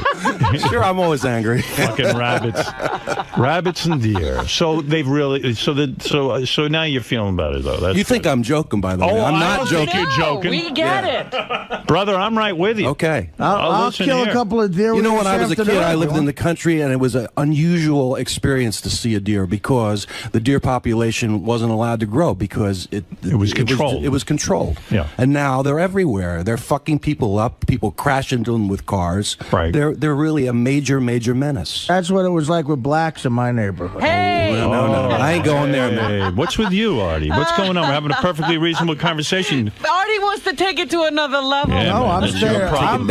I'm against it. I'm stating a fact. It was terrible. But you know what? You make a very good point about this. This Lyme disease is so debilitating. I knew a guy. Remember, we had a general manager got People Rocky. die from it, man. People He die had from the it. Rocky Mountain spotted fever. Right. That's didn't he? only one of the many diseases you can get from ticks. And you were lucky that you survived because what if they Yes, I didn't was. diagnose it? I'm lucky I can work, first of all, because I didn't think I'd be able to work. And I'm lucky I survived because I know people that have been so sick that they thought they were going to die. Were you in the hospital? I was in the hospital. I was on intravenous stuff. The whole bit, man. Wow. I mean, it's nasty. It sure is. Bad. It All sure right, is. you know what? I hate deer now. Me too. There you go. I used to love them. We might ask you to cut some public service announcements about killing the deer, because some people don't understand. That's right. Give me a machine gun, man. You got it. So why are you not getting the respect from the Rock and Roll Hall of Fame? I wanted to ask you that. I want to talk about that for a second. Sure, you let's have talk written, about that. how many hit songs have you written? I mean, oh God, I don't even fucking know. How many albums have you sold? Something like 60 million. I lost track. Something like that. 60 million albums is an amazing accomplishment. What are you supposed to do? Why is it a? What am I supposed to do? I can give you a number: 37 top 40 hits, 8 number ones, and I don't know what the album sales are, but a lot of hits. How many? I think it's something like 70 million records. Well, I'll give you a hint here. 10 million off. You recently sold off half of your catalog to a publishing company, right? Yeah. And that brought in an estimated $25 to $50 million to Hall & Oates. Correct. Wow. Well, you're not hurting for cash, are you? Yeah, but what about the Hall of Fame? What is this disrespect? You know, all these awards, whether the Grammys or Hall of Fames or whatever, they're all political. I mean, that's no big news, and that's. I mean, what else can I say about it? It's politics. But when you say it's politics, it's the fucking voters. It's the people that are involved in voting. Okay, let me tell you what it is. All right, who are the voters? Kill the voters. In the 70s and the 80s, the rock press and the rock, whatever you want to call it, the media, created a canon. They created what is hip, what is not hip, what is deserving of respect, and what is not. Right. And those things are, if you tried to be Woody Guthrie or you tried to be Howlin' Wolf or whatever, you were cool. Right. And if you hung out with the Spinners and you hung out with Al Green, you were sort of suspect, especially if you were a white guy. Right. And nobody gave a shit about that. Me and John have always fallen between the cracks.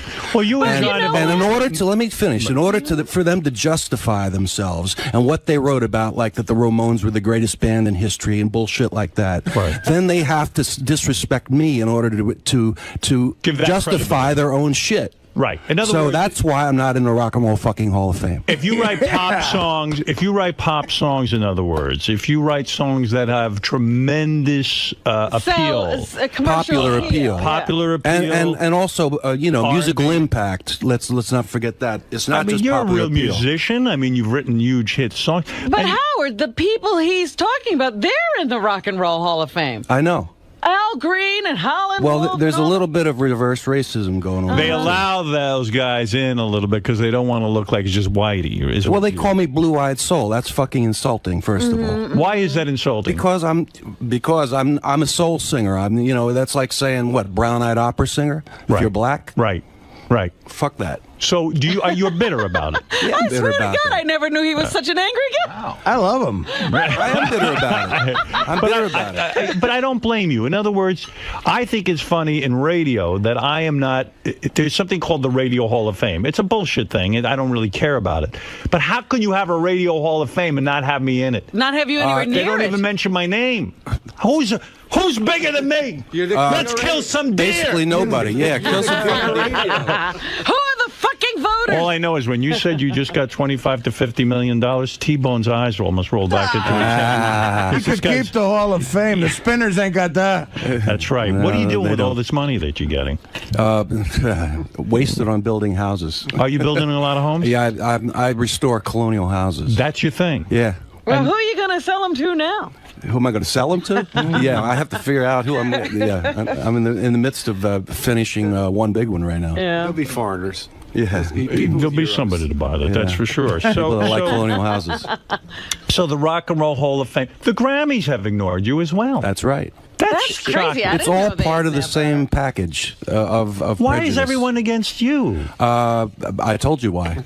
Because it justifies their past. But do you think You're things depressing have me. changed to a certain extent with the validation of Justin Timberlake? And Of course. No, Eminem we're talking about the past. We're talking about actually our generation, right, of rock writers. The new generation, they respect the shit out of Hall & Oates. There's something and, you know, weird all the going new on. bands love us. But Hall & so Oates- we've transcended the generational thing. But Hall & Oates never was the type of band that's got up on stage and did dances to their songs and all that. You guys were serious musicians. Well, I want to ask you a question. You guys were serious musicians. Nowadays, you mentioned Justin Timberlake. It seems like Justin Timberlake's got to get up on stage and dance and jump through hoops. It's almost like a carnival. I think the video is what caused that to happen. Videos ruin music? The video ruin music. Why? Because people, if it's a fight between the eye and the ear, the eye always wins. Right. So the eye became more important than the ear. You have to be good looking there. You have to wear the right clothes. You have to have the whole image and all of that. And you have to be able to dance. Yeah, basically. Is it sick in you? Is the music industry dead? Yes. Is it because of the economics of it that people aren't buying CDs and records anymore?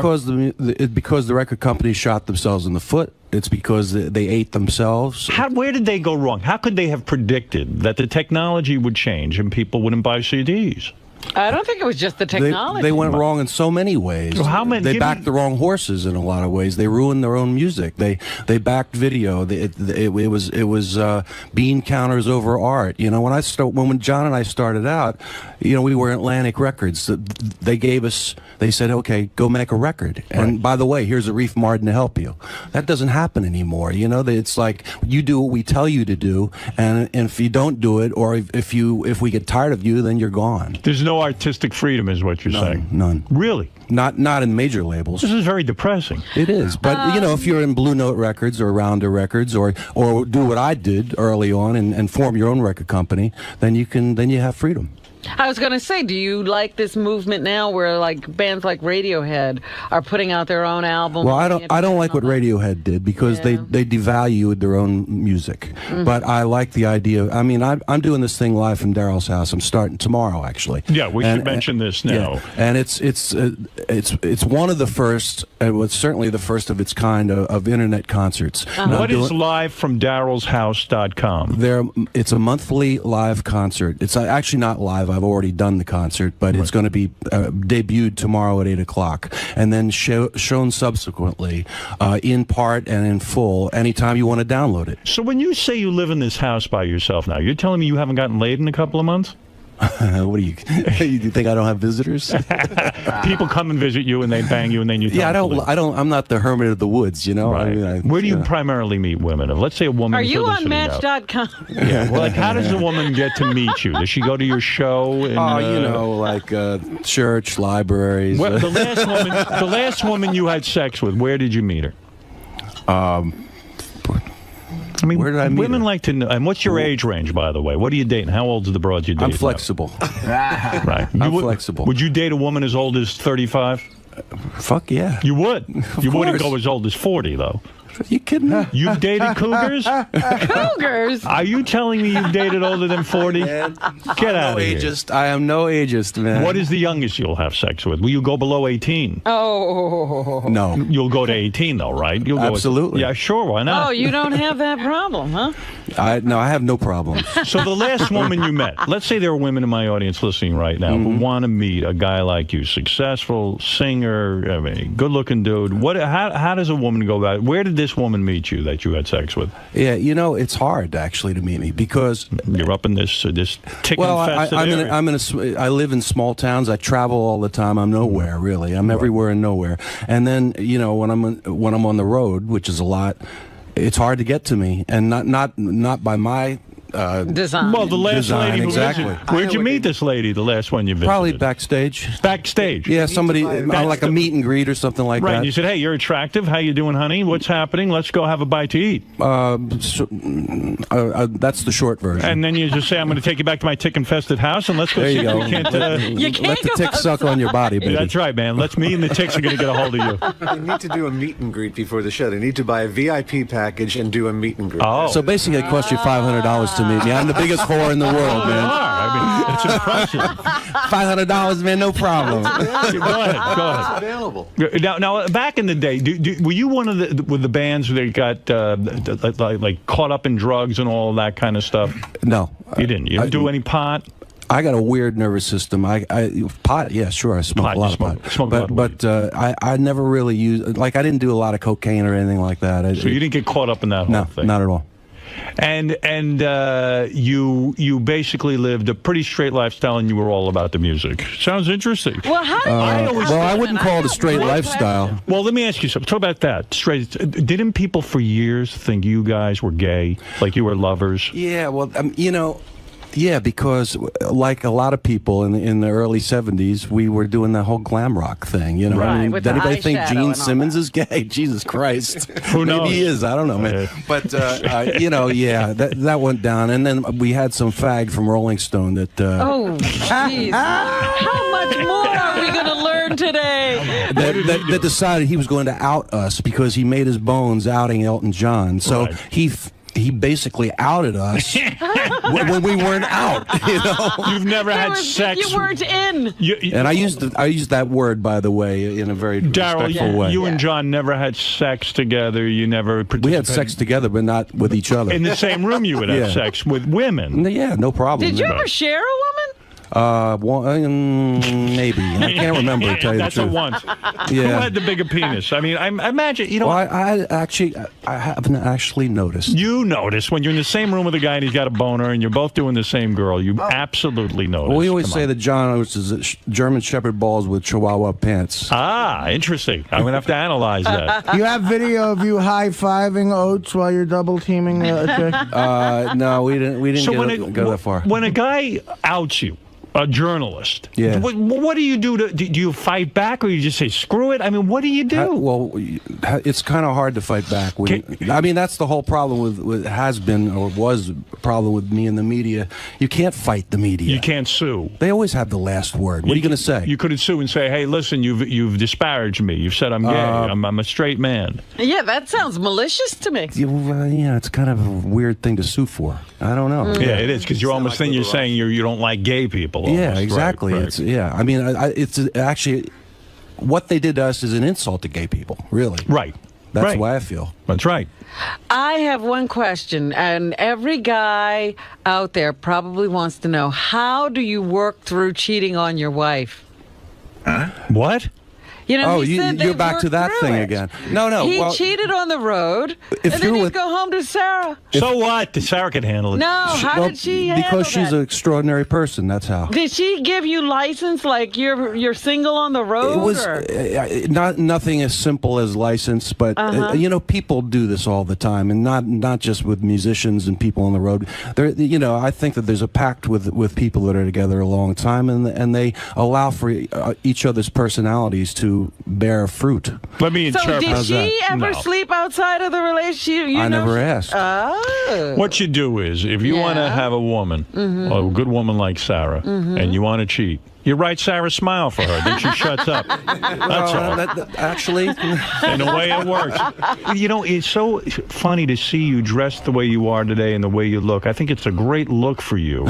It's very natural. And this is the way you're more comfortable. Well, this is the real me, yeah. When you had to do the glam thing, I mean, not that you had to. That was a long time ago, man. Because you're not really a pretty boy kind of type, but I always thought you were because you always dressed up. I was pretty when I was young, man. But when you perform now, do you dress more like this? Yeah, more this is like pretty much the way I dress. And when you, how old were you when you started to realize, man, I can really sing. I like music. 0. My mom was a singer in a band and a vocal teacher and all that stuff. I mean, at 2, 3 years old, I was singing. And when do you realize you want to play guitar and sing? Well, guitar came late. I started piano when I was 5, but I didn't start guitar until I grew up. And when you're a kid and you sing, is it embarrassing in a way? Do people make fun of you? Do the other boys say, what's with you going around singing? What are you, a fruit? Yeah, exactly. Right. Especially when you're like 12. And I was a boy soprano. I was and I was in 7th grade. You know, it's hard to be artistic, isn't it? As a young well, child? I remember that. I had to sing. Actually, I sang on the Christmas album. I did "Oh Holy Night." Yeah. Right, and that's a real boy soprano kind of song. Right. And I did it, and my teachers made me sing this in front of the whole school in 7th grade, and I'm singing the song, and afterward, the cafeteria was no fun, let me tell you. Right, you seem like a guy who can kick ass. You look like a tough guy. You look like a tough guy. Right. I've been there. Did you have to fight a lot as a kid because you sang? Yeah. You did? Yeah. You would get into fist fights? Yeah. People, I was, besides singing, I was just an unusual person in my area. Why do you think you were attracted to black musicians more than... I grew up in a racially integrated place. You know, Right. you grow up around Philadelphia, especially in my day. When I grew up, it's very integrated. You So know? there was more Motown there than... It was the sound of Philly. It was the neighborhood stuff, not Motown. It was beyond, you know, before... But I'm saying you get beyond exposed to Motown and all that other stuff, too. Well, and of course, the like I said, Philadelphia before stuff. Motown. Right. I mean, I do, you know, street corner music and you know, doo-wop music, gospel music, soul music, church music, all that stuff is that's my baby food. Well, you're a cool dude. T-Bone, you know I love you. I love you, Howard. Yeah. Did you ever actually beat up Oates? Did you ever have to kick his ass? I mean, did you ever have a fist You know fight with something? him? I'd have a hard time. He was a wrestler. Do you know that? I didn't know that. Yeah. John could kick ass, man. Really? Yeah. So, I mean, mano a mano would be a tough fight. He wrote that song, by the way. Yes. It would be an interesting fight. I got the reach, but he's got the grappling power. Let's go to Sal. Sal, you're on the air in Lodi, New Jersey. Hey now. Hey now. I'll tell you what, when I heard that Darryl was going to be on this morning, I really didn't think much of it, but boy, he turned out to be a real entertaining guest. Yeah. You didn't think much of me. Fuck you. How with him? This guy's a deer. Yeah. There you go. Hey, that's my new thing. Yeah. Well, I guess you won a new fan just from this Well, thank interview. you, sir. That's good. All right, thank you. I tell you what, let me play a little bit of this You song. know what? The one thing we haven't asked is where the music comes from. Like, when you sit down to write a song, is it easy? Is it hard? Does it take you a long time? Are you one of those guys who say it comes from God? No. You're not you came from you, right? Yeah, it came from straight from my life. Was your father upset that you became a musician? No, they're both musicians. So they like it? They pushed me, yeah. And were they thrilled with your success? Did they get to see your success? And still are, yeah. They're still alive. Yeah. And you have a But- good relationship with Yeah, them. absolutely. Are you a craftsman with the music, or do Yeah. you work at it, or it's not streaming through you? It just doesn't come out. Both. It does? I'm a spontaneous person, but then I've been doing it so long, I'm into the craft of it also. But you know, when I do a vocal, what you hear on the vocals is pretty much what I did first take and things like that. I mean, okay. T-Bone's there all the time. He knows. Right. You know, especially the end of the song, all the ad-libs and everything. That just comes out of my head. And I want to thank you for coming in today. Thanks it was for having really me, great to have you here. Daryl Hall, everyone. Daryl, what do you think now that you've met Howard and you've been in there, you mixed it up? I love this, man. I get to say my shit, you know? This is fantastic. It seems like he really wanted to understand what goes into writing a song and your mindset and your upbringing and everything. No, it was good. It was good. This was actually a really cool interview. It's got to be different when you compare it to all the interviews you've done over the years. This has got to be one of the more unique. Yeah, no pussyfooting. No, definitely not. He went right for it with asking about Sarah. And Sure. What do you think how do you think she's gonna react to hearing? She'll have mixed reactions. But that's our relationship, mixed reactions. Got to keep it open and say what you really mean. But that was a really good interview. Thank you. And good luck with your holiday album and the holiday shows and everything. Okay. All right, thanks.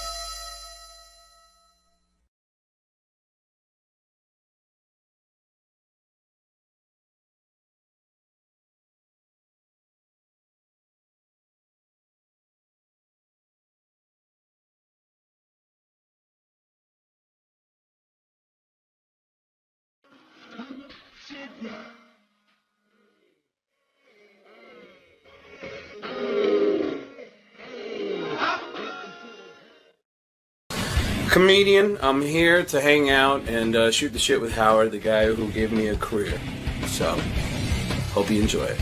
Where is Craig Gass? I mean, I know He's in the green room, I suppose, waiting for somebody to escort him in here. Oh, there he is. He is. Nobody helping. Nobody even helping him. What's the matter, Will? What, are you a little dopey today? What? Why are you so dopey? What happened? You're admitting to dopiness? I didn't hear you call for him. Oh, okay. Sorry.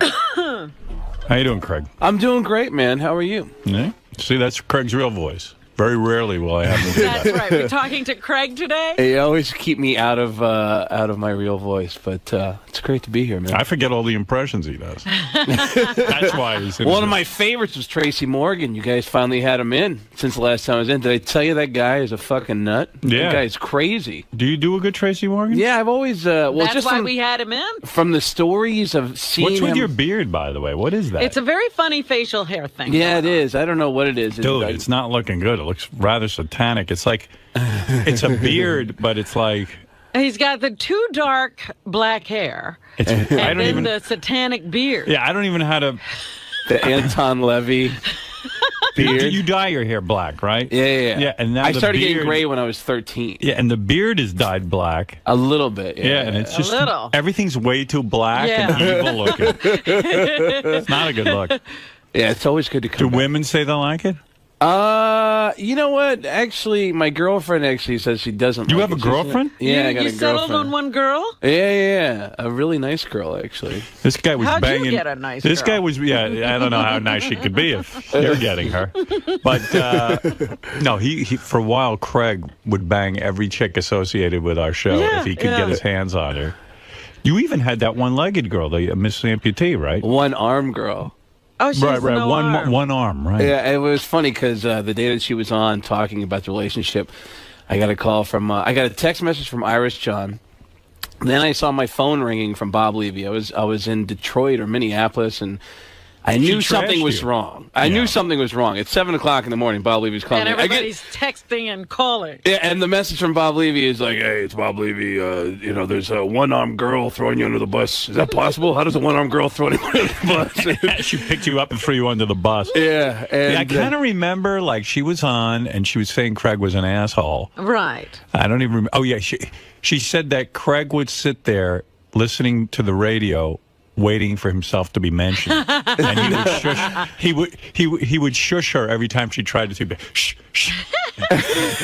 How did you end up banging her? It wasn't quite like that. I met her at a show. By the way, say hello to George Takei. Hey, George, how are you? Finally get to sit in with you. Do you do a George Takei impression? I guess it wouldn't be that hard to go, "Oh my," and everyone loves it. It's such a rich voice. Do you do William Shatner? Do you do? I never. A lot of people do William Shatner, so I always avoided it. Usually it's Scotty of the Tart. Yeah, wait, here is George Takei to do his impression of William Shatner. Go ahead. Oh, I love George Takei.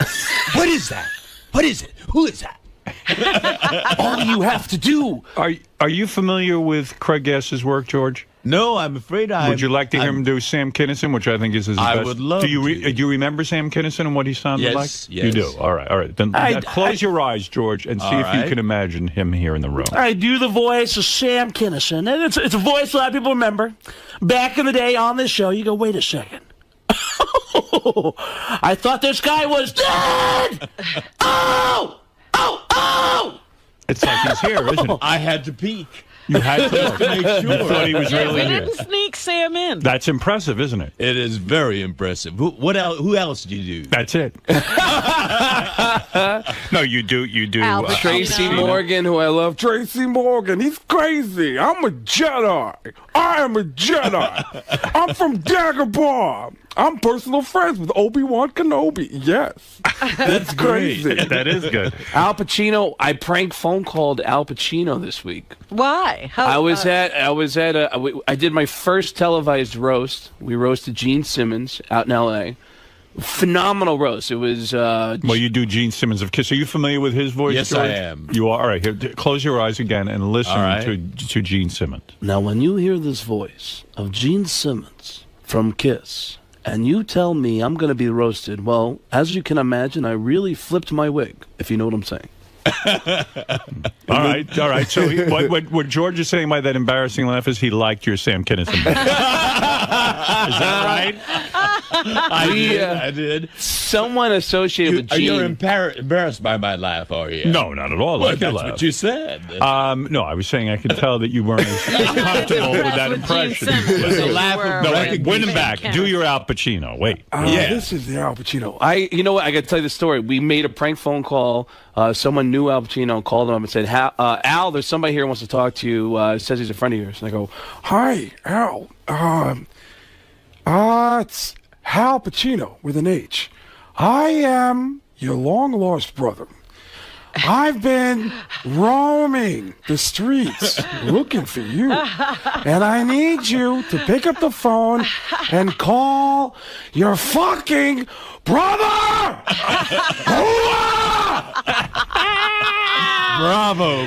Did you actually do that? Yeah, we prank called him. And what did he say? What did he say? Yeah. We left it on his voicemail. We left it on his voicemail. I actually heard a phenomenal story about Al Pacino when I worked with Alec Baldwin on the show Las Vegas. He told me a story about how Al Pacino almost beat his ass.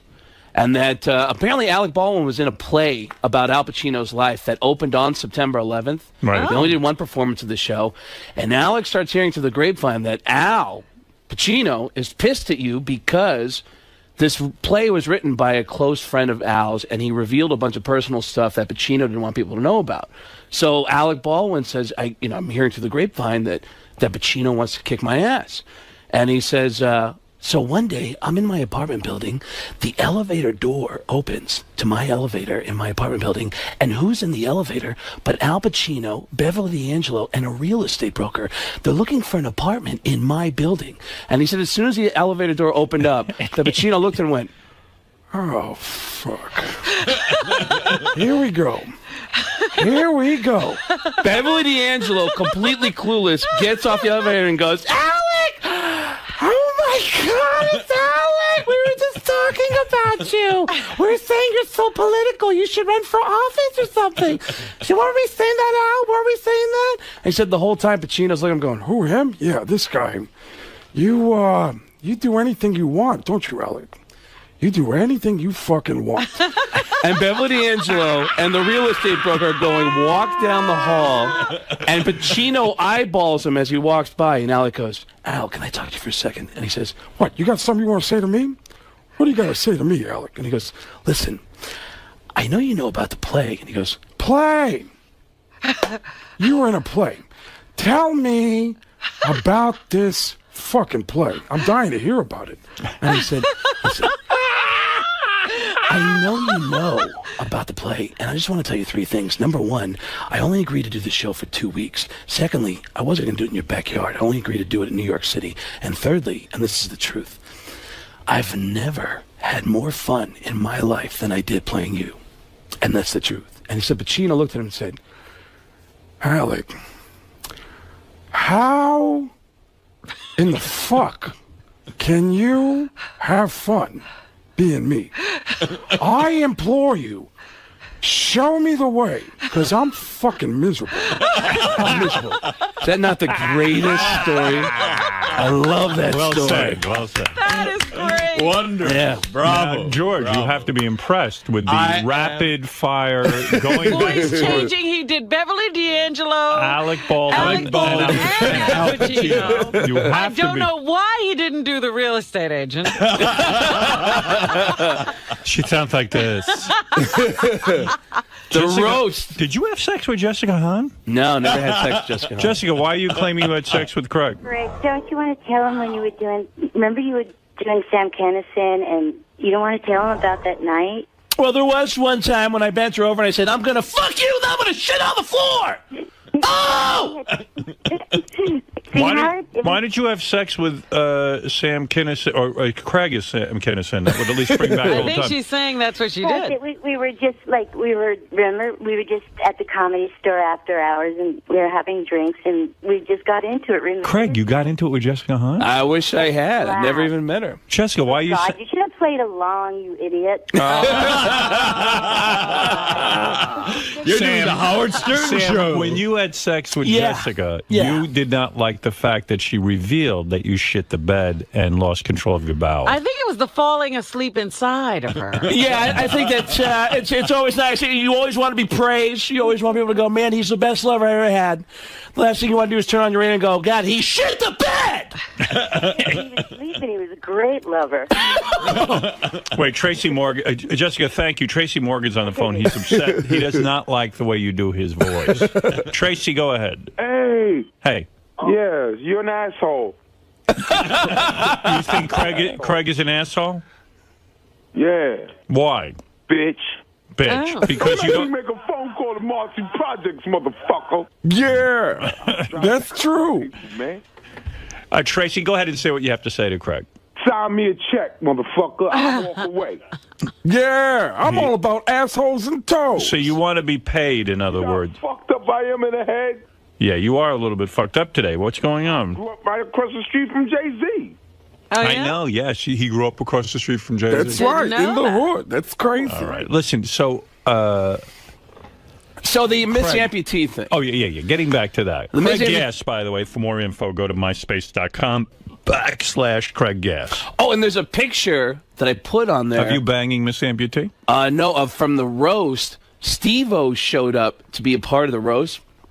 He was so lit by the time we started rolling tape. This was the roast of Gene Simmons. Of Gene Simmons this week. It was Jeff Ross, me, Lisa Lampanelli, Jim What did Norton. you do? Did you go up as Gene Simmons? Did you dress up as Gene Simmons? No, I went up and I did like maybe 5 minutes of jokes about Kiss, about him, about some of the other roasters, and then what do you say about Gene Simmons that would insult him? I mean, you know what? I don't know how much they're going to show. Can he be insulted? I don't know how much they're going to show on the roast, but at one point I said something about, you have the most hair I've ever seen on a bald guy. And he was laughing. And then I just blurted out, what the fuck is on your head? I don't know.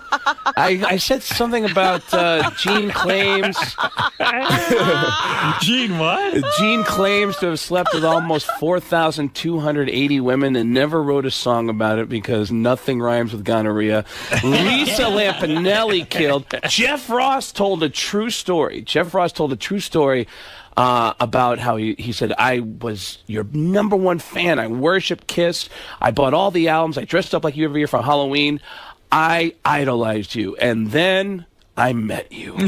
Gene, you're such an asshole that even your asshole had to change its name to Murray. But what did you say? Did you give him did you push him really hard beside the hair? I did. I talked about the band. I made fun of his hair. Did you talk about how many things he sells? And I said the whole thing about how funny they are in interviews and how ridiculous they are, and something about Gilbert Gottfried should join the band Kiss, and in the middle of all these great quotes where you hear Paul Stanley saying, you know, the great thing about being in Kiss is it's a lot like being in the Beatles. Yes, except your songs suck, or something like that.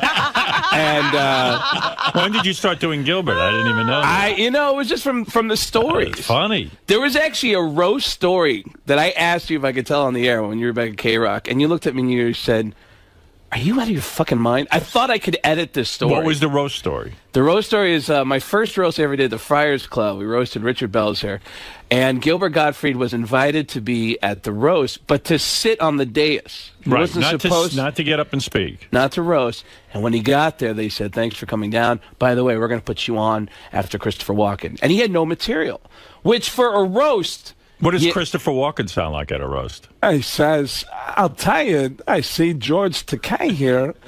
What do you call a fat Chinese guy? A chunk. Pow! That's a great joke. I don't know. I gotta say, I'm not Chinese. Doesn't matter. Well, it was for the joke. Right. And so Gilbert comes down.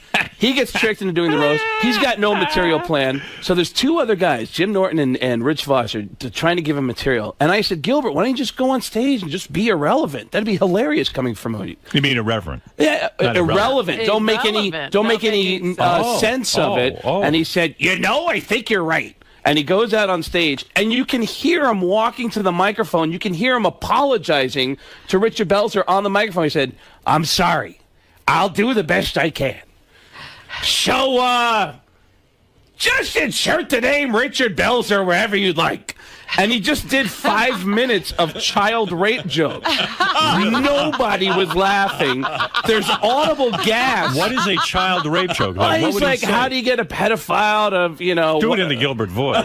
So, how do you get I can't remember any of the jokes. I just remember the final joke was he said, and after nobody's laughing, but you can hear audible gasp coming out of the audience, he goes, so how do you get a faggot to fuck a woman? "You stuffer cunt full of shit. God bless you." And he actually got a standing ovation for that. I remember coming to you the next Monday and I said, "Man, I went to this roast and Gilbert came out and he said, 'How do you get a faggot to stuffer? You stuffer cunt full of shit.' And I can probably edit it. Can I tell the story?" And you looked at me and said, "Are you out of your fucking mind?" Yeah, how do you edit that so it's not what it is? So get back to Miss Howard Stern. Miss Miss Amputee. How do you end up with her? We met at an event. We started talking. She's a really nice girl, and we started hanging out. And you know, I told her, I said, you know, we probably should keep this on the down low because we're gonna get goofed on forever. She's a pretty girl. She's beautiful. But is that the She's first appeared time? in Playboy. Were you ever with someone with one arm? Yeah. And was it Now, weird? she didn't keep the arm on in bed, right? You know, it's kind of weird. Like, you know, I don't want to say anything disparaging, but it was weird. It was weird. I mean, I got to imagine it has to be what it's like for a girl to fuck Carrot Top. There's props on the bed. There's just an arm, a plastic arm on the bed. Does that maybe turn you off a little bit when you just see an arm laying on the bed? It throws you off. I see. And I'm so ADD that I can lose everything very quickly. But why didn't you tuck the arm underneath the bed or something like that? She actually gave me a back rub with the half an arm. Oh, geez. I'm thinking about a friend of mine, 𝗏_𝗏, who has this amazing joke about. He says, I dated a girl with half an arm once. She had like this had like some nubs on the end instead of fingers, and it looked like if you grabbed the nubs and pulled, you could pull the rest of the arm out. Like she might have a good foot of arm still up in there. But so is that what ended the relationship? Like you never took her out publicly because she has the You one couldn't arm? be seen with an armless woman? I had no problem with that. I introduced her to all my friends. Right. I just didn't want to introduce her to like Florentine and Bob Levy and Sal and Richard. Right. The guys I was doing shows with, because I thought, you know, we're just going to get goofed on. So she would be at the shows, and we just kind of casually hang out, and then afterwards we'd leave together. And hook up. So this went on for some time. It went on for some time. Oh, and I didn't realize it was so significant. Yeah. Yeah, and it's like you and Jimmy, Rob. But she was a little bit of an attention whore, which kind of bothered me at first. But what do you mean by that? She just loved attention. She did something. We did a show in Philadelphia, and Bob Levy, I love the guy. He has no idea that I was dating her at the time. But we did a show at the Electric Factory, and she said, I want to go and get my ass eaten out during the show. Right. And I said, why? And she said, because I think it'll be fun to go up on stage in front of everybody. And I said, but do you know what that's going to make you look like? And she said, no, it'll be fun. And I said, no, that's not fun at all. And she's like, oh, does that bother you? And I go, of course. Bob Levy's eating cream out of cheese. And I love Bob Levy. I love the man. I adore the man. But I don't want to see him eating out the girl that I'm dating. Yeah. And especially with like blue cheese on her ass. Oh, no, I don't blame you. And she went up and she got her ass eaten out on stage. And I just, she did. Did that end it? No, we dated a couple times after that. Went out a couple times, but I was just really like too freaked out. I was too freaked out, and I started getting irritable, and then. No, she says you were an egomaniac, though. You had to sit and listen to see if your name would be mentioned on the air. No, it wasn't that. She was saying I was irritable listening to Sirius because I'd be listening to a great comedian, and I'd say, "Wait, hold on, let me finish listening to this guy." Yeah, oh, okay, all right. Yeah. Well, there it is. Well, listen. Let me ask something. Were you kissed by Jeff Ross? I saw that you gave. But you. My question is, were you? No, I didn't get kissed by Jeff Ross. He's a good kisser. Is he really? Yes, he Jeff is. Ross kissed you, George? On the Shatner roast. Came out to me blue sky. I don't know what prompted him to do that. And, George stuck his tongue in his mouth. Really? Yeah. Did you? I thought. Did your boyfriend get angry at that? That you stuck your tongue? Ooh, we shouldn't be I thought the same thing, George. I thought the same thing. I was wondering if Brad got, because I know Brad got sensitive about a couple things he said on the air. So you were saying that you were at the Gene Simmons roast, and then Steve-O was there. Steve-O shows up. He's already lit before we start rolling. Yeah, he likes to get high. And one or two comedians in, he walks behind the dais and pisses on the stage. Oh, for Christ's sake, that smells. And no one notices it. And I look over at Paul Rodriguez, I go, are you watching this? And he looks over and he goes, oh, man. You know, because Steve-O's sitting with us in that end of the stage. Nobody, like, pushed him off the stage. Well, at least he didn't pee on your side. The second time, he pees almost on Danny Bonaducci's back. And Danny has no idea. I flipped open my camera phone and I took a picture of it, and it's on my MySpace page. There's a picture of Steve-O almost pissing on Danny Bonaducci. Danny has no idea, and in the corner you can see Ralphie May smiling in the background. But you know, if Danny had seen that, Danny would kill him. So we said Danny, you know, and Ralphie told him, and Danny goes, what? What? What? And he goes, oh, no. And instead of taking matters in his own hands, he actually went to a stage manager. And one of the coolest moves I've ever seen, a guy walked over to Steve and said, hey, Steve-O, hey, you want to smoke? And he goes, fuck yeah, dude. And he goes, all right, come here, follow me. And he goes, oh, right on. They walk out, they close the door, and they wouldn't let him back in. They slammed the door behind him. I never saw the guy again. So when the Gene Simmons roast airs, you're going to see Steve-O sitting on the dais for the first 2-3 comedians, and then he's just not there. And he never goes on stage. And so he's funny. pissing just on the floor? On the floor. And then the second time, when he's standing behind Danny Bonaducci, he's trying to pee in a bottle, but it's spraying everywhere. And that's the picture I got on my MySpace page. But that's what he does. How do you get to that MySpace page? I might need to see that. It's myspace.com/Craig Gass, Craig with a C, and Gass is Gass, 2 S's. And I didn't know you had a coke problem. Oh, yeah. Oh, I didn't know that. When was that? Craig when I says worked with you. He says when he was with us, he was doing a lot of coke. Really? He claims he had a whole big problem, but now you're sober. Yeah, I've been actually. You know what? Next Friday when I get on stage at the Comedy Underground, I'll It'll be a whole week. 3 years. 3 years. Did you go to rehab? Well, it's kind of a funny story because I went to a rehab that was the wrong rehab. My insurance referred me to this rehab. I called up. I said, hey, I need some help. Did you call up as yourself or as Al Pacino? Listen, I got to keep this on the down low, but I love cocaine. Forget about it. And, we got to have you do some Al Pacino phone calls. I would you'd be surprised. Go back to Sal and Richard. You'd be surprised how many celebrities will pick up the phone for Al Pacino. I did that once. Oh, that's a good idea. Just as a goof. Oh, and really? Donald Trump picked up the phone directly for Al Pacino. Tom Brokaw picked up the phone directly. Jay Leno picked up the phone. Letterman almost picked up the phone. His assistant said, listen, Dave's he's in lockdown right now before his show. This is a time of day. Yeah, she said this is the time of day. She goes, this is the time of day you cannot bother Dave. And she said, but if you want, I can have him call you back. And I said, I'll call back. Forget about it. And she goes, oh, and Al, I'm sorry. I know you don't remember this, but in 1982, she goes, I had just moved to New York City. I got out of a cab on 23rd Street, and I saw you on the other side of the street, and I knew I had made the right decision, and I'd come to the right city. And I said, oh, well, you could have said something.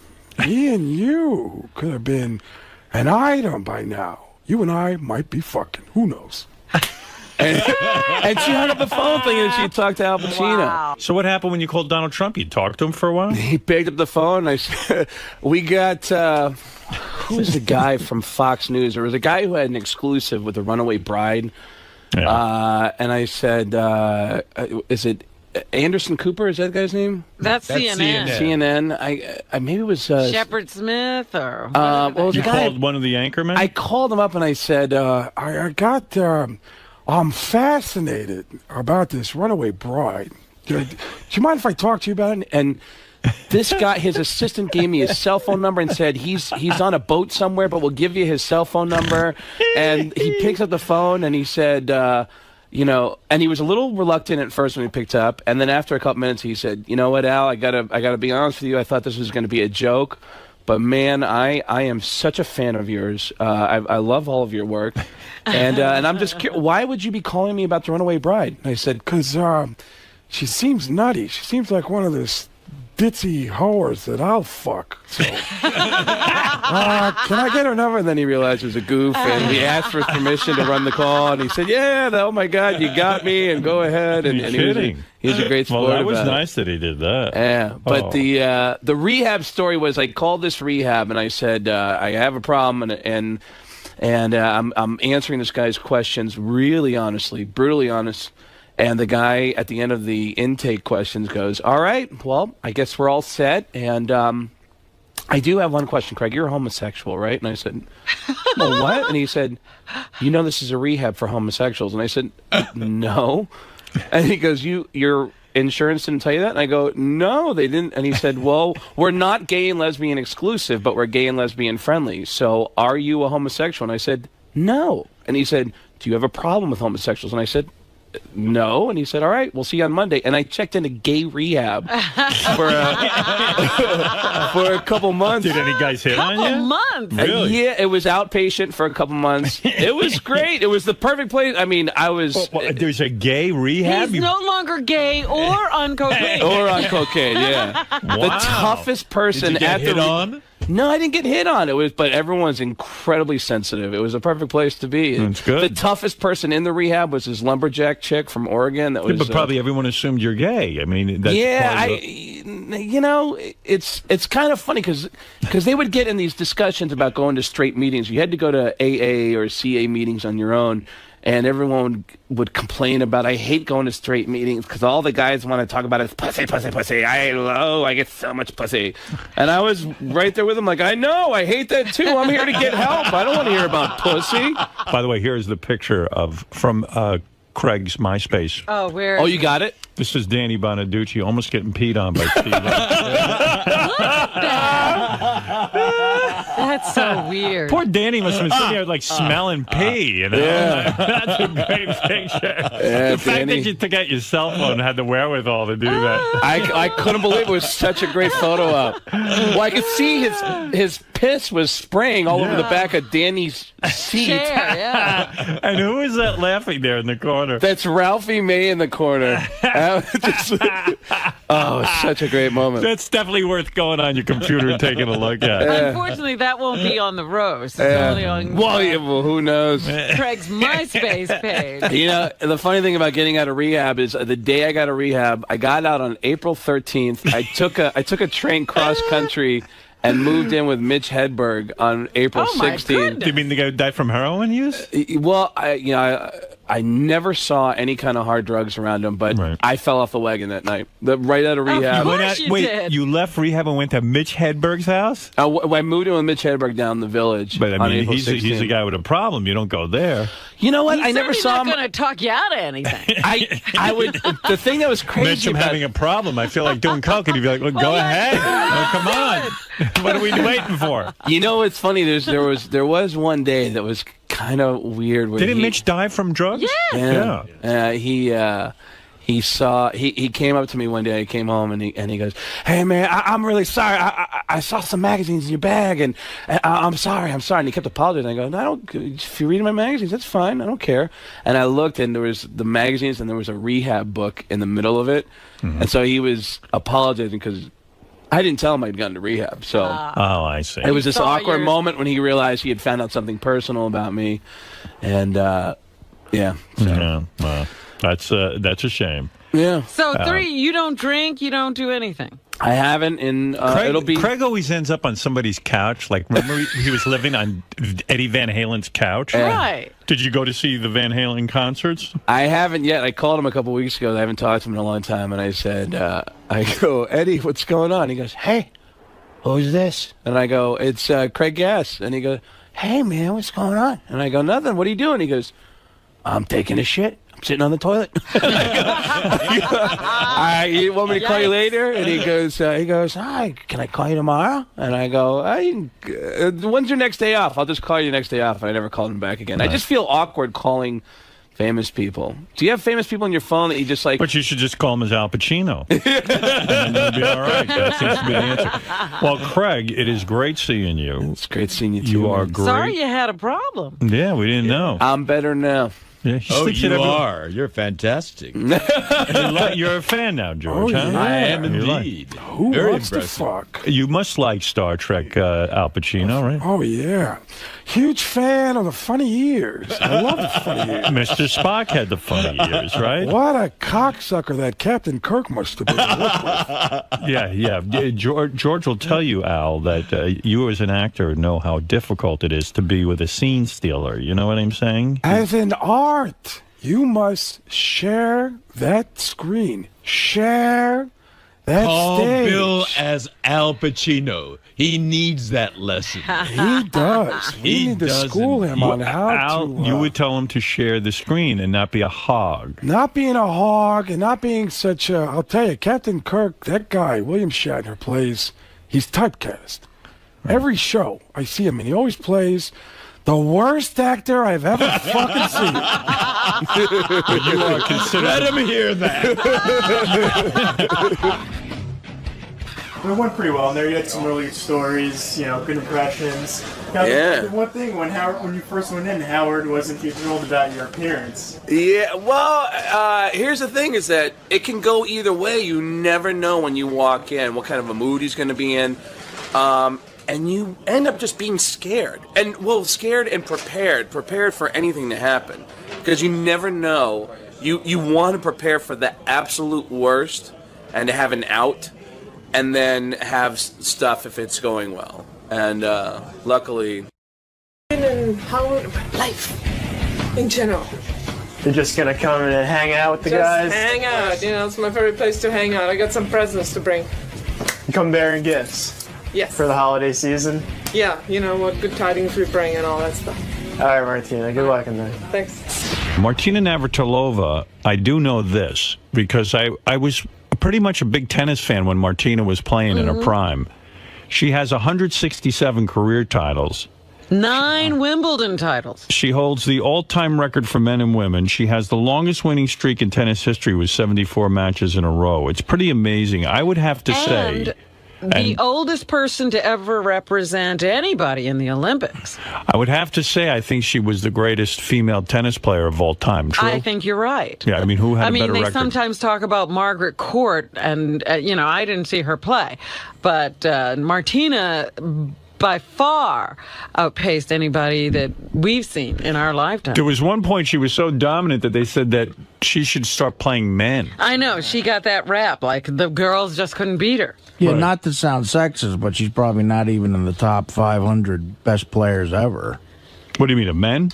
Yeah, because men... Oh, I mean, you're comparing men's upper body. Why do you have to say something like that? I don't know. I just like saying She's it. a woman. I don't Beyond all that, she's been a real pioneer socially.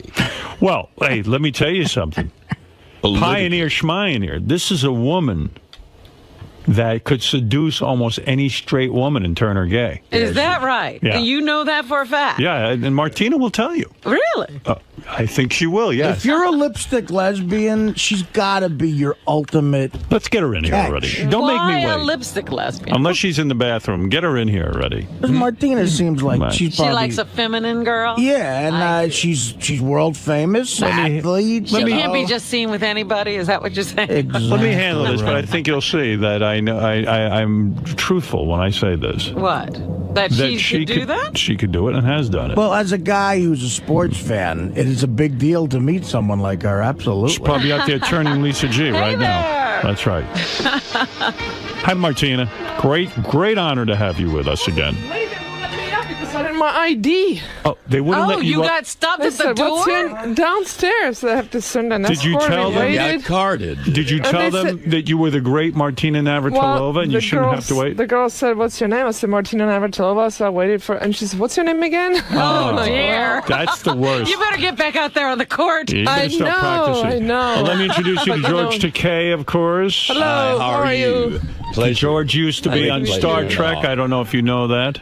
I do know that, of Yes, course. and I now watch Star Trek. I learn English on Star Trek. And now he is I love Lucy and Star Trek. Those were the shows. And now he is on Heroes. I don't know if you know that. Are you familiar with the show? I've been Heroes? watching Heroes, and I missed the first couple of episodes this season, so I'm going to get it on my iPod again, which is what I did before. George is. You'll be shocked when you see it. It's been a good season. Great yes. show.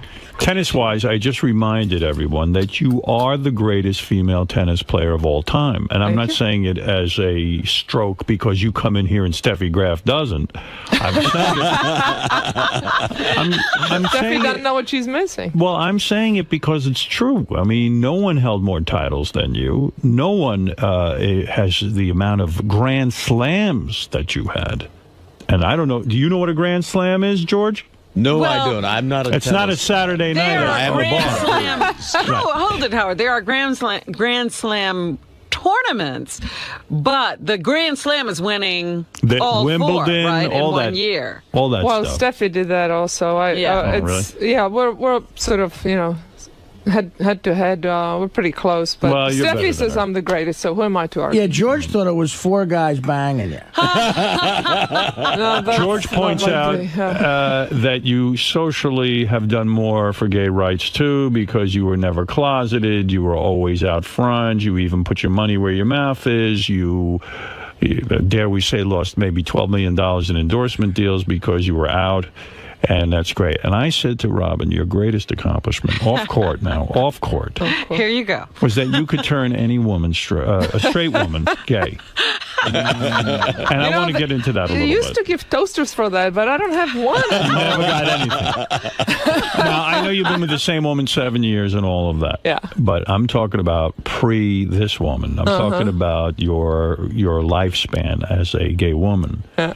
Tremendous accomplishments. I mean, the one that comes to mind is this when you dated this Judy Nelson. Yeah, she was on your show, apparently. Yeah. Oh, she was a big fan. Yeah. Evidently.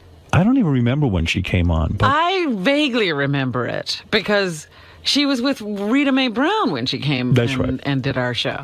But this is what amazed me. This woman was a married woman. Beauty queen. She was a former beauty queen. Straight woman. Very. La-da-da-da-da. I want to go see Martina Navratilova play. After all, I'm a fan. Blah, blah, blah, blah, blah. She goes over. 2 seconds later, she watches you play, and she's gay. She dumps her husband and runs off with you. I know. Well, 2 seconds? Well, she pursued me. Let's put it that way. Yes. Yeah. So Gorgeous. I don't know So what I then, had. Martina, you didn't I was turn pretty cute anybody back then. anything. She pursued you. She was. I was like shocked. Yeah. She went out. She came after me. So How did it's she like, okay. find you? How does one get even close to you? Her sons were ball kids at the tournament that we were playing. So she was involved with the tournament. She did play tennis and all that. So it was. Oh, so her kids were ball kids, the ones that chased the ball. That's the greatest. I would love to play one game where someone chased the ball for me. I know. You didn't have to retrieve your own ball. That's why I love not retrieving the ball. And I'm always the asshole that retrieves the ball. I wanted to be the ball girl for Rod Laver when he played in Prague back in the 60s, but they only had boys. They didn't have girls. And How unfair. So that was right there, already there is some sexism going on, and even in a communist country, go But figure. stay with me, and I hope I'm not prying. But actually, I am prying. But Yeah, come on. Well, that's what you make your big bucks for, prying. Martina, I am so. I was so in awe of this. That in other words, so the woman meets you. Do you know right off the bat that this woman wants you? Does she give you an indication that she wants you immediately, or do you? I mean, what is the move that a married woman becomes gay, moves in with you, dumps the husband, the whole thing? I don't know. We went out for lunch, and that was that. You went out for lunch. Yeah. You were attracted to her right away? What? She was beautiful. True. Yeah. But you knew she was married, she had kids Yeah, and all so that. I thought, okay, we just had lunch. I mean, I certainly didn't think anything was. Well, did she say something? Did you ask her out to lunch, or did she ask you to lunch? I don't think she asked me. She asked you. Yeah. If I can remember, it was, this is like 20 years ago. Understood. But wait a second, this is amazing stuff. 23 years ago. All right. Yeah. Wow. Oi. I don't remember this. Oy vey. I read about this. She says to you, Martina Navratilova, I love watching you play. You're wonderful. I want to take you to lunch. There's a signal implied there when she says, I want to take you to lunch, there? right? Is there not in your mind? Well, I didn't go on dates. So I didn't know. I really was kind of naive and, not that I wouldn't have gone anyway, but I didn't know. I mean, I don't think it was a surprise to both of us, actually. So you're sitting at lunch, and she's saying, oh, I'm a big fan of yours, and whatever. There's a connection immediately? Well, there was, yeah, obviously. You looked at her, and then 2 seconds, after lunch, do the two of you decide Did must she make ever love? go home again? I mean, because she never. I don't really want to go there. It was a bit awkward there. I mean, but it did happen very pretty fast. awkward. It happened pretty fast. It happened fast. Yeah. So but she had problems with her marriage before. The husband walked out on her, and then he came back, and blah, blah, blah. But had she ever made love to a woman prior to you? No. No. So whatever it is you do in the sack, I do it well. I mean, my God. I mean, But she didn't know that ahead of time, did she? No, she did not. But listen, look, You're an attractive woman. I understand what you're saying. Martina. Yes, Howard. This is an amazing accomplishment. Forget tennis. You would like Forget to have tennis. this effect on women. I would wouldn't you? love to be able to do this. Well, you're a sexy guy. You know, it's the No. personality. It's not the look. It's the Do you think whole I could turn persona. you? Do you think I could turn you straight? Maybe I'm. I don't know about straight, but yeah, we could have gotten it on. I'm sure. Have you been with men? Yeah. Oh, you have? My first boyfriend. Oh. Yeah, but but it's not physical. Physically, I can certainly I'm attracted Wait to a second. guys, but it's emotional. That's the thing. It's How old were you when you were the with a man? choice is who you have sex with. How but ol- how the old choice were is you? not who you fall in love with. How old were you when you were with a man? 17. 17. Yeah. And you were able And to 18. get aroused for a man Yes. fully? Yeah. Well, The guy- you did he- know, Fully, it's as not in- the same as with a guy. Hold it. It didn't Well, take. It it's didn't physical. take. That's what I mean, Howard. It didn't- Physically, I can get it on with a guy. It's emotionally that I haven't been able to get it on with a guy. Since It's you are who fall 17, in love with. since you're 17, though, you haven't made it with a man. Or have you? I don't know, Martina. Maybe, you can't look maybe at not. me. That's Have for you me to been, know, had? for you to Have you find out. have you had a man since you're 17? And the answer is no. Yes. You have. Oh, that's a revelation. Why did you try? Why did you no, try I'm it not again? telling. No, I didn't. I'm kidding. You didn't? No, Real- I'm seriously? kidding. You Serious. really didn't? Seriously. So you only tried a man once. Well, not. Jeez. Read my book. That's all in there. But wait, did you throw up after you had sex with a man? I mean, was Come it on now. gross, bald, penis, the whole thing, the smell? No. Were you thinking about a woman the whole time you were with a man? I didn't figure it out at that point. I was a little bit, I was a little later than that. If a chick throwing up afterwards is a sign, I think I've had sex with a lot of future lesbians. Only gay women, right? Martina. You know, what she's talking about is really normal. It happens that way with all gay people. I know you've made love to women. I have. Yeah, and and you say you successfully completed the act. I have. You said Yes. you loved a woman. Well, yeah. You even I had an had a emotional long connection. relationship with a woman as well. You know, it's what makes you. I think you'll agree with me, Martina. It's what you feel emotionally to the other person. Well, that's right? exactly right. But The I'm curious. Choice is, again, who you have sex with, but not who you fall in love with. Okay, That's what you cannot choose. Understood, but Yeah. I'm curious about Yeah. something. My friend made love to a woman who came out later that she was hardcore lesbian, Mm-hmm. married another woman, had a kid with a woman, the whole thing. He describes having sex with her, and he didn't know she was gay at the time. We were much younger. And he said to me, he showed me his penis afterwards. It was black and blue. Ouch. That, in other words, he could not get inside of her because she was very, very dry. The question I'm putting out there, Martina, were you dry? And were you able to enjoy having sex with a man? Oh, my God. I never had complaints, let's put it that way, Never. from either sex. Maybe I should make love to you. Maybe you would. Maybe it would be an interesting story if we tried. That would be quite a story, but I am very monogamous. But you know what? You are. Yeah, All right. 7 years ago, but it's a little late now. What if and I I don't went- think Beth would be very thrilled about Beth that wouldn't either. mind if I was with you. She would be honored. She'd believe make an me. exception. Would you be in the room too? Now we're getting somewhere. Wow. Oh, great. You know what? I'm not bringing Beth anywhere near you. with your track record. Honestly, I don't need you going to lunch with her. Crying out loud. You'll I don't- become the third about wheel dinner? Mike Quick. You know what, Martina? Promise me you'll never seduce her because I would be so embarrassed that I don't want to lose my woman to a woman. You know what I mean? It Well, you wouldn't don't wanna even lose her, matter period, I that it think. was No. Martina, a legend. You know, you could take that. I don't need that ridicule. You know, was it Pete Sampras you made love to? Oh, I'm curious. Never him, right? No. Never Pete, attracted him? Pete is like 10 years younger than I am. I don't Well, know if so he what? likes older women that Who much. cares?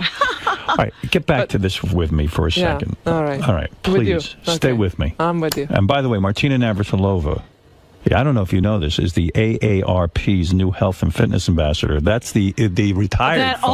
old folks group. Yeah, and I'm one of them. You know, 50 year and over, you get the card. But you know, it's about being healthy and fit at any age. And I sort of defied the age when I was playing.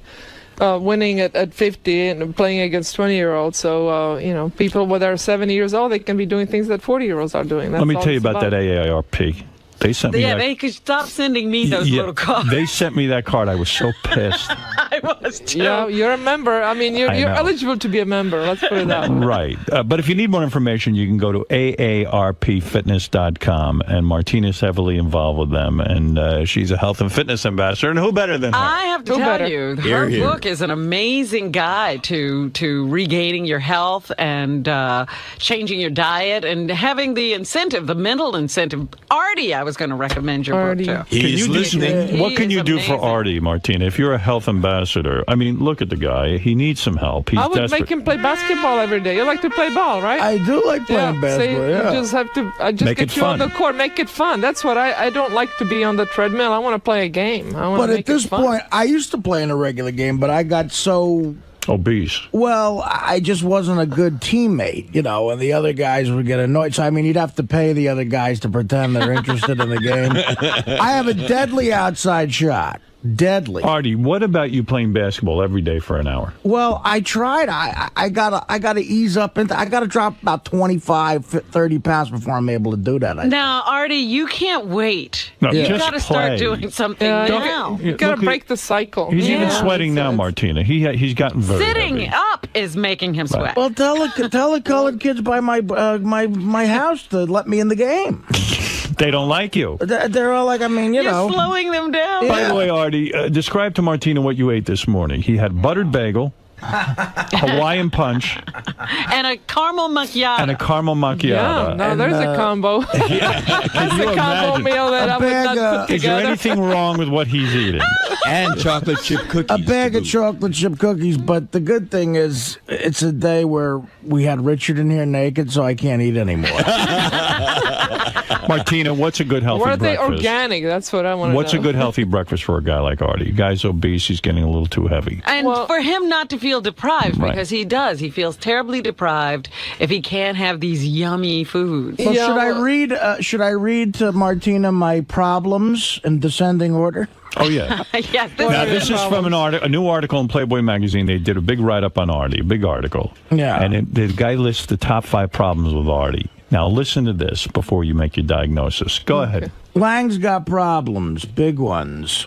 They are in descending order of immediacy. 1, gross obesity, attained through eating everything but most notably cupcakes, devil dogs, pasta, and Hawaiian punch. He's put on a good 100 pounds in the past year. 2, alcoholism by means of Jack Daniels and Patron. 3, heroin. 4, cocaine, preferably snorted off the bosom of a Vegas hooker. Oh, dear. And How's that sound? 5, loneliness. Lange shares a 2-bedroom apartment in New Jersey with a plasma screen TV. All right, Martina, that's a case. Yeah, fix this. As an fitness ambassador, does that one stump you?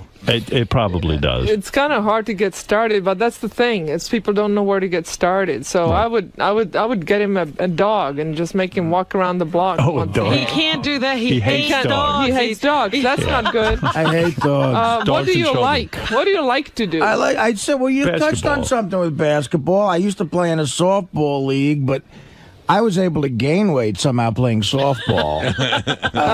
Drinking beer yeah, between right. innings. Right. We had one Patron league. and heroin. We had a league that I played in. This is actually the truth. One of the leagues I played in before it got shut down by the town because it just became insanity. Every base was a quarter keg of beer. And you had a cup in your back pocket.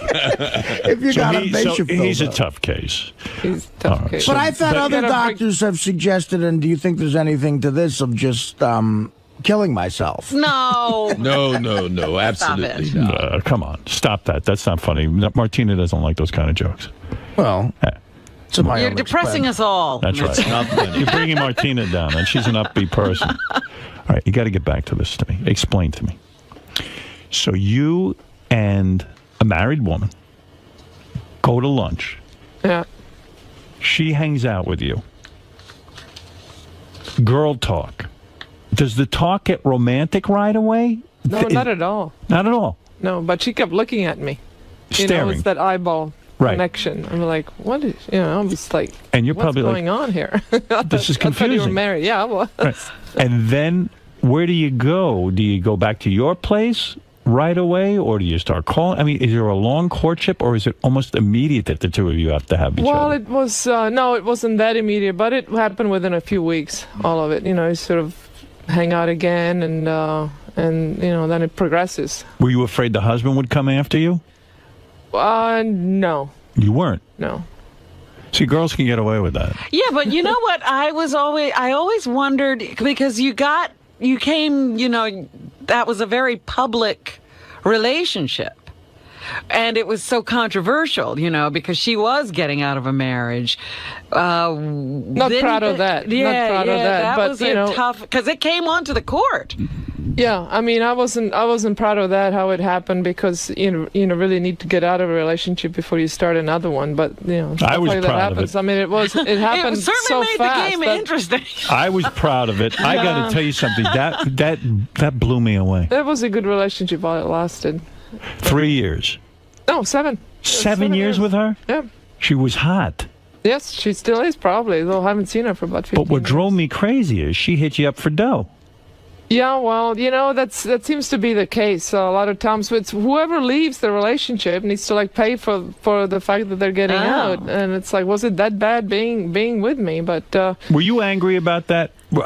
I would have been. I mean, you lived with her for 7 years. You probably gave her, gifts, we had lifestyle. a good lifestyle, yeah. Good lifestyle. But is she entitled to any of your money because you dated her for 7 years? Well, it wouldn't be different because it's gay or straight. But the thing is that I was making all that money before she came into my life. I was #1 player in the world when we got together. I was still #1 when she left. Yes. Now you're when we thinking split like a up. dude. Yeah. And it wasn't. I certainly offered her a good settlement, but she wanted more. Because she said she did everything but hit the tennis ball. A minor detail there. The hitting the tennis ball is the major thing. A lot of people can do what she was doing, but not very many people obviously can do what I was doing. You see how girls are? But it's, I think every case is individual. Every case is individual. And I felt bad it's for hard you. to paint it with a broad brush. I felt bad for you because, I'd feel bad for a guy. I'm not saying a woman isn't entitled to something in a marriage or this, that, but you weren't even married. You were dating. You were. They were living together. It would have been the same. Yeah. Had we been straight, had we been able to get married, then we would have. That would have been my first marriage, and this one would be my second. And you would have had a prenuptial agreement, right. probably. I sort of feel funny about those because I really wouldn't ask my mate to do that. Because you wouldn't? No, I wouldn't. No, it's like, I know, maybe I'm still naive, but I wouldn't. You're do naive. That. Yeah, I know. You're absolutely. Listen, you've been in other. Not all of your relationships have gone smoothly. No. I mean, you have a nice time for. Well, the one before Judy was Rita Mae Brown, and she shot at you with a gun. Well, you drive these women crazy. Yeah. You know what it is? These women don't want to give you up, do they? They're in love with you. I think they like the lifestyle. It's a fun lifestyle. It could be me. I don't know. I don't know. Well, you are a good-looking woman. Down, yeah. Your tongue leads to violence.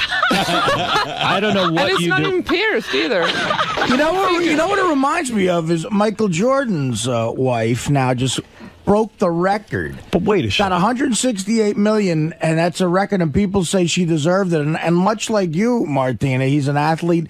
I didn't see her. She wasn't the one hitting the shot against Georgetown in 1982. But make those baskets. I never saw her on the court once.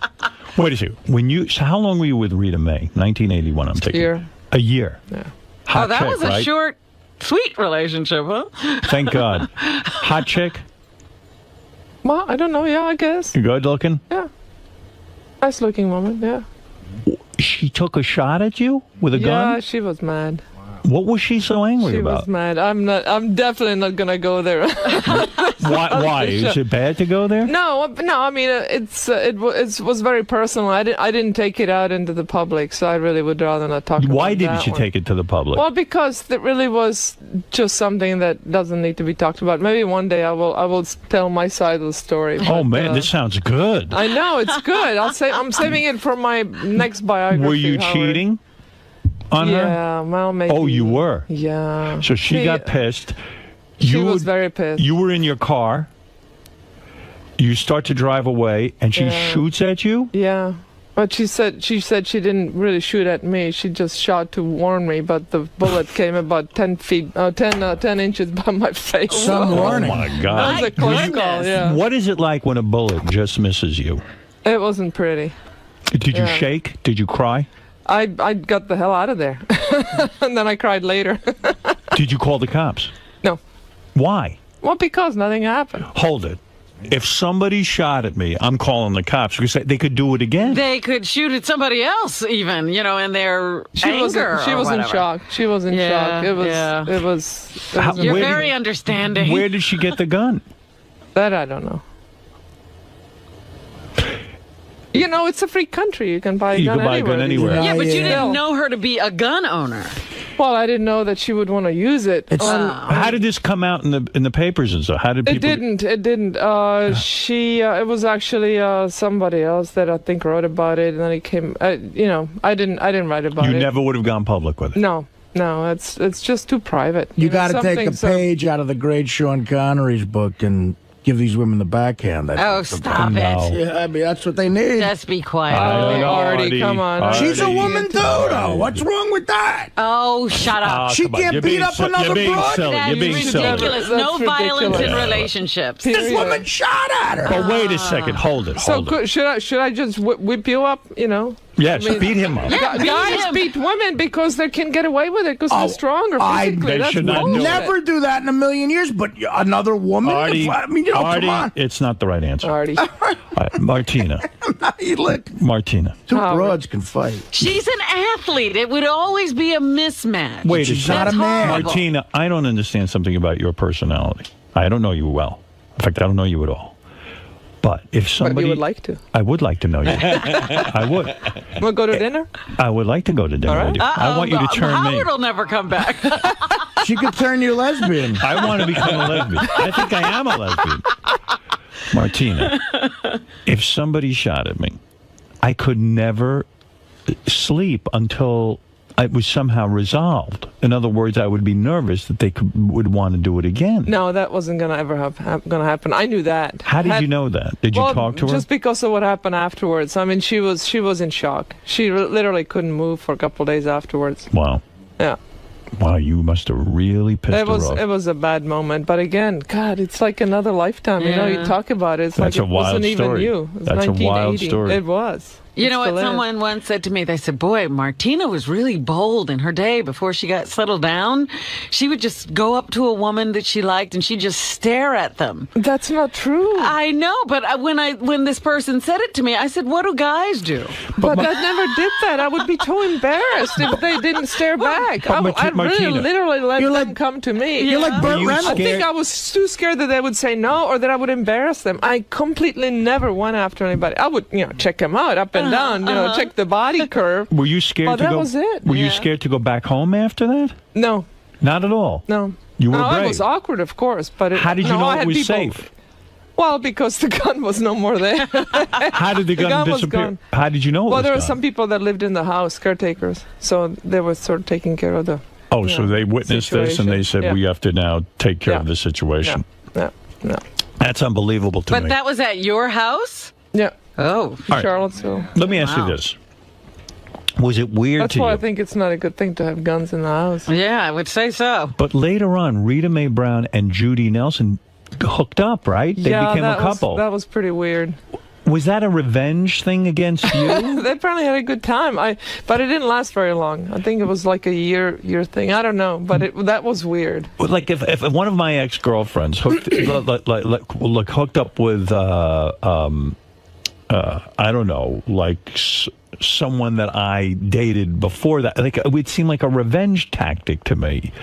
Like all of this commotion goes on around you. That's what I admired most. You have all these women shooting at you, suing you. I mean, it's like an interesting life. You're like a drug to these. You women. don't know the half of it. Oh, I can imagine. Orgies, I bet. No, I missed out on that. I don't believe it for a minute. I know you don't, but honestly, God, I mean, it's God. Never two women at once. No, I don't believe it. Well, I know. I know. I always thought I would have a three-way somewhere there, but it just never happened. It's boring. Is there a great story somewhere in you where when you were #1 tennis player in the world, a very famous woman and you hooked up. Is there anything like that in your past? Unfortunately, no, that didn't happen either. I think there's more of a book in you than we know. I think Not there is that one. something like that. No. There were some possibilities, but it just did not happen.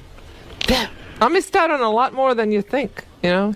I thought Robin was falling for you. Robin is, you know? Can't I'm even being get serious. Martina to dinner.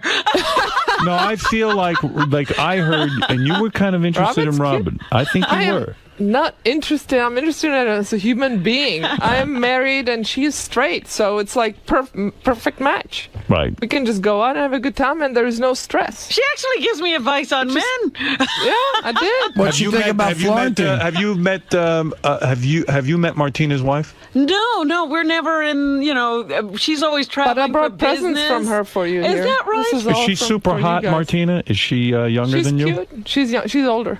Older? She's, a couple of years older. I am shocked. I know. I am shocked. I always pegged you for the younger, hottie. It was weird because I went from always being the youngest person in the room to now being the oldest, except for my maid, who is older. But You've dated older women happened. before, right? Yes. Well, most of them were older. Nancy Lieberman, basketball player, was older than you. Yes. No, she's younger. She is? She's younger. Yeah. But Golfer Sandra Hine? Haney, that was Haney? when I was like 19. Of course she's older. I was 19 years old. That must have been hot.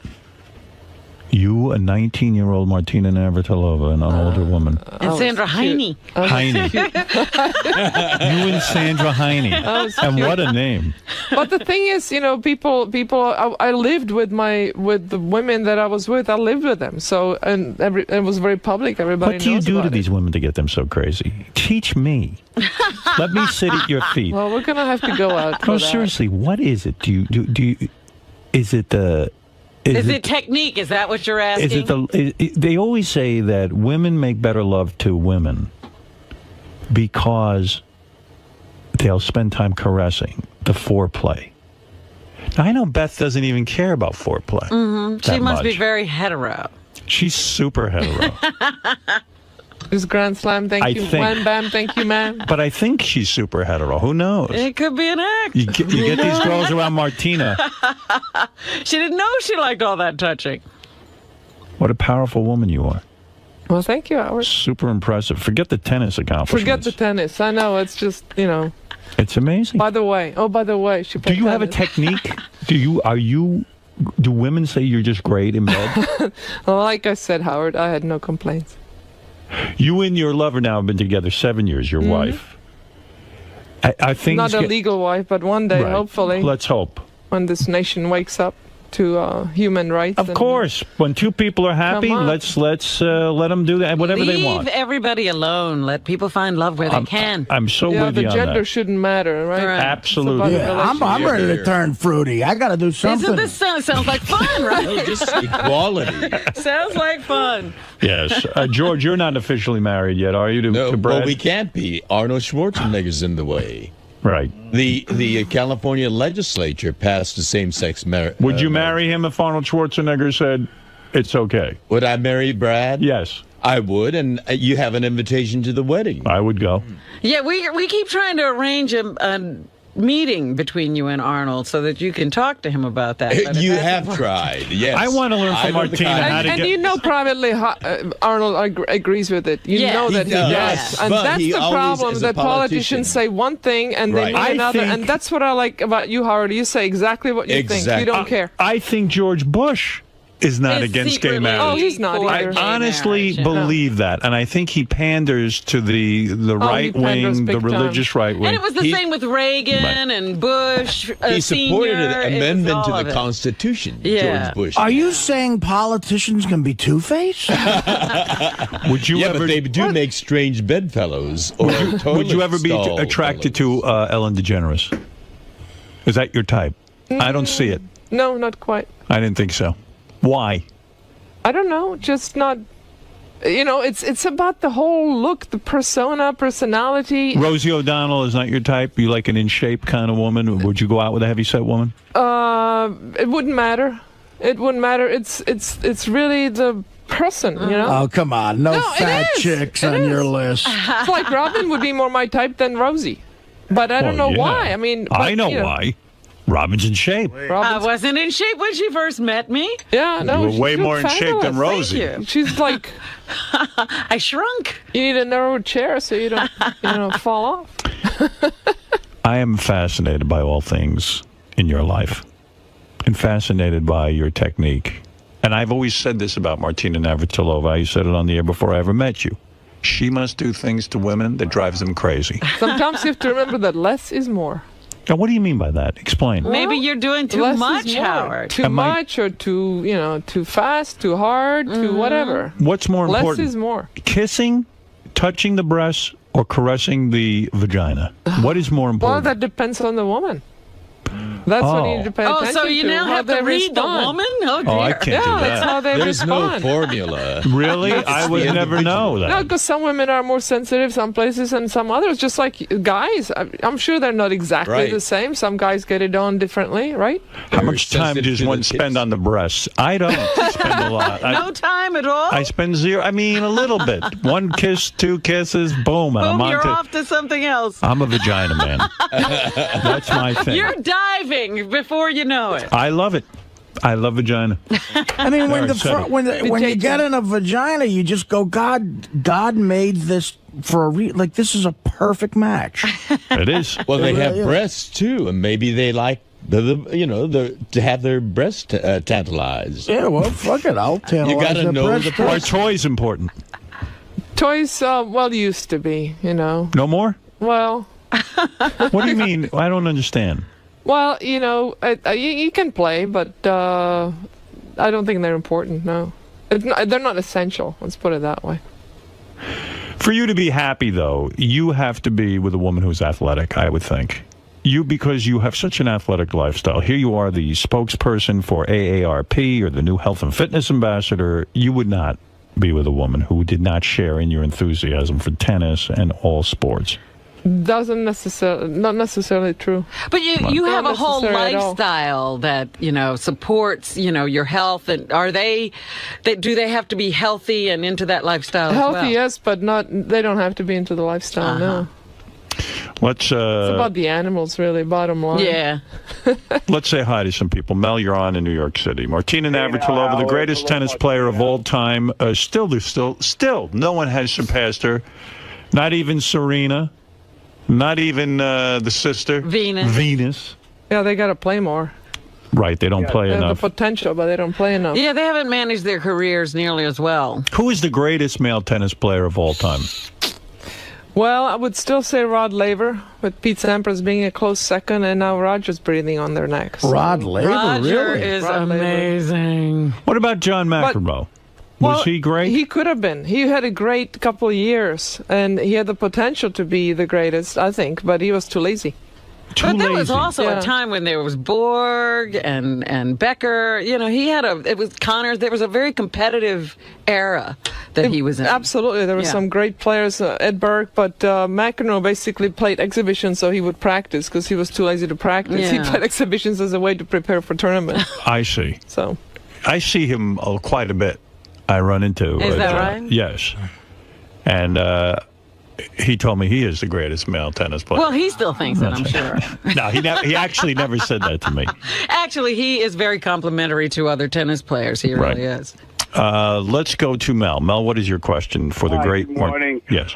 Yes, Martina definitely put her money where her mouth was, which was usually on a vagina. But Martina, how do you answer the allegations that you played your entire career on steroids?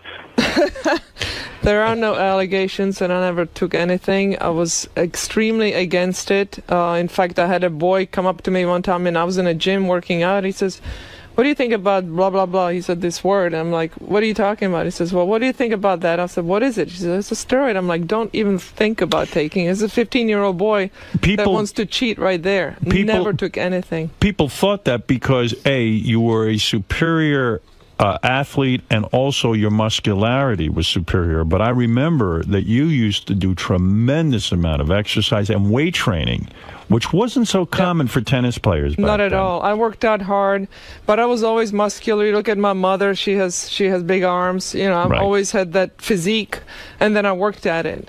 You were and I so had very low dominant. body fat, so it really showed up. But never touched anything. You were Never, physically more powerful than most of the women that played. I was 5'8", which was big then. Now I would be small, but you know, back then I was next to Chris. I mean, she's like 5'6", so I look big, but I stand next to Serena or Venus, and I'm a pipsqueak. Right, Roy, you're on the air in yes.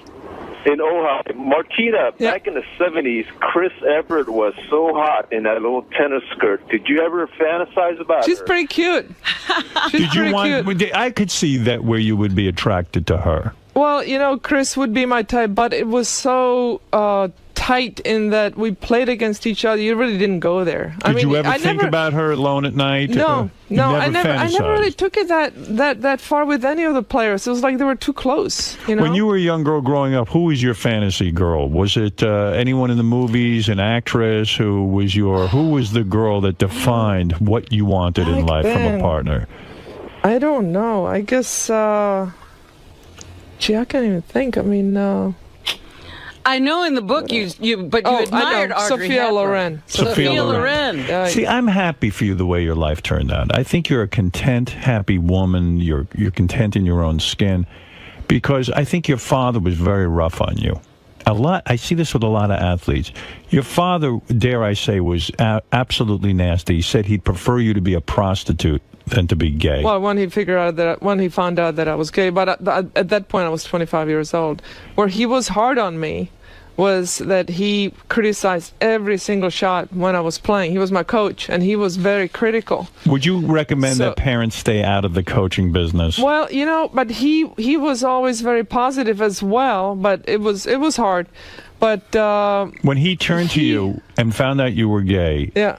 At 25 years old, I don't care how old you are at that point, when your father, your mentor, the guy who was your coach, blah, blah, blah, blah, blah, he comes up and says, I can't stand your lifestyle. Yeah. I would prefer you have been you sleep with a different man every night. Right. Yeah. As long as it was a guy instead of a woman. Do you cut off relations with your father at that point? No, not at all. Really? We didn't talk as much, but we were still speaking. We never stopped speaking. And we resolved it because he said, you know what, I don't understand. I'm going to learn more about it. And then he read some books about homosexuality, and he figured out that he really didn't do anything wrong, that I didn't do anything wrong. And How long did you not talk to him for?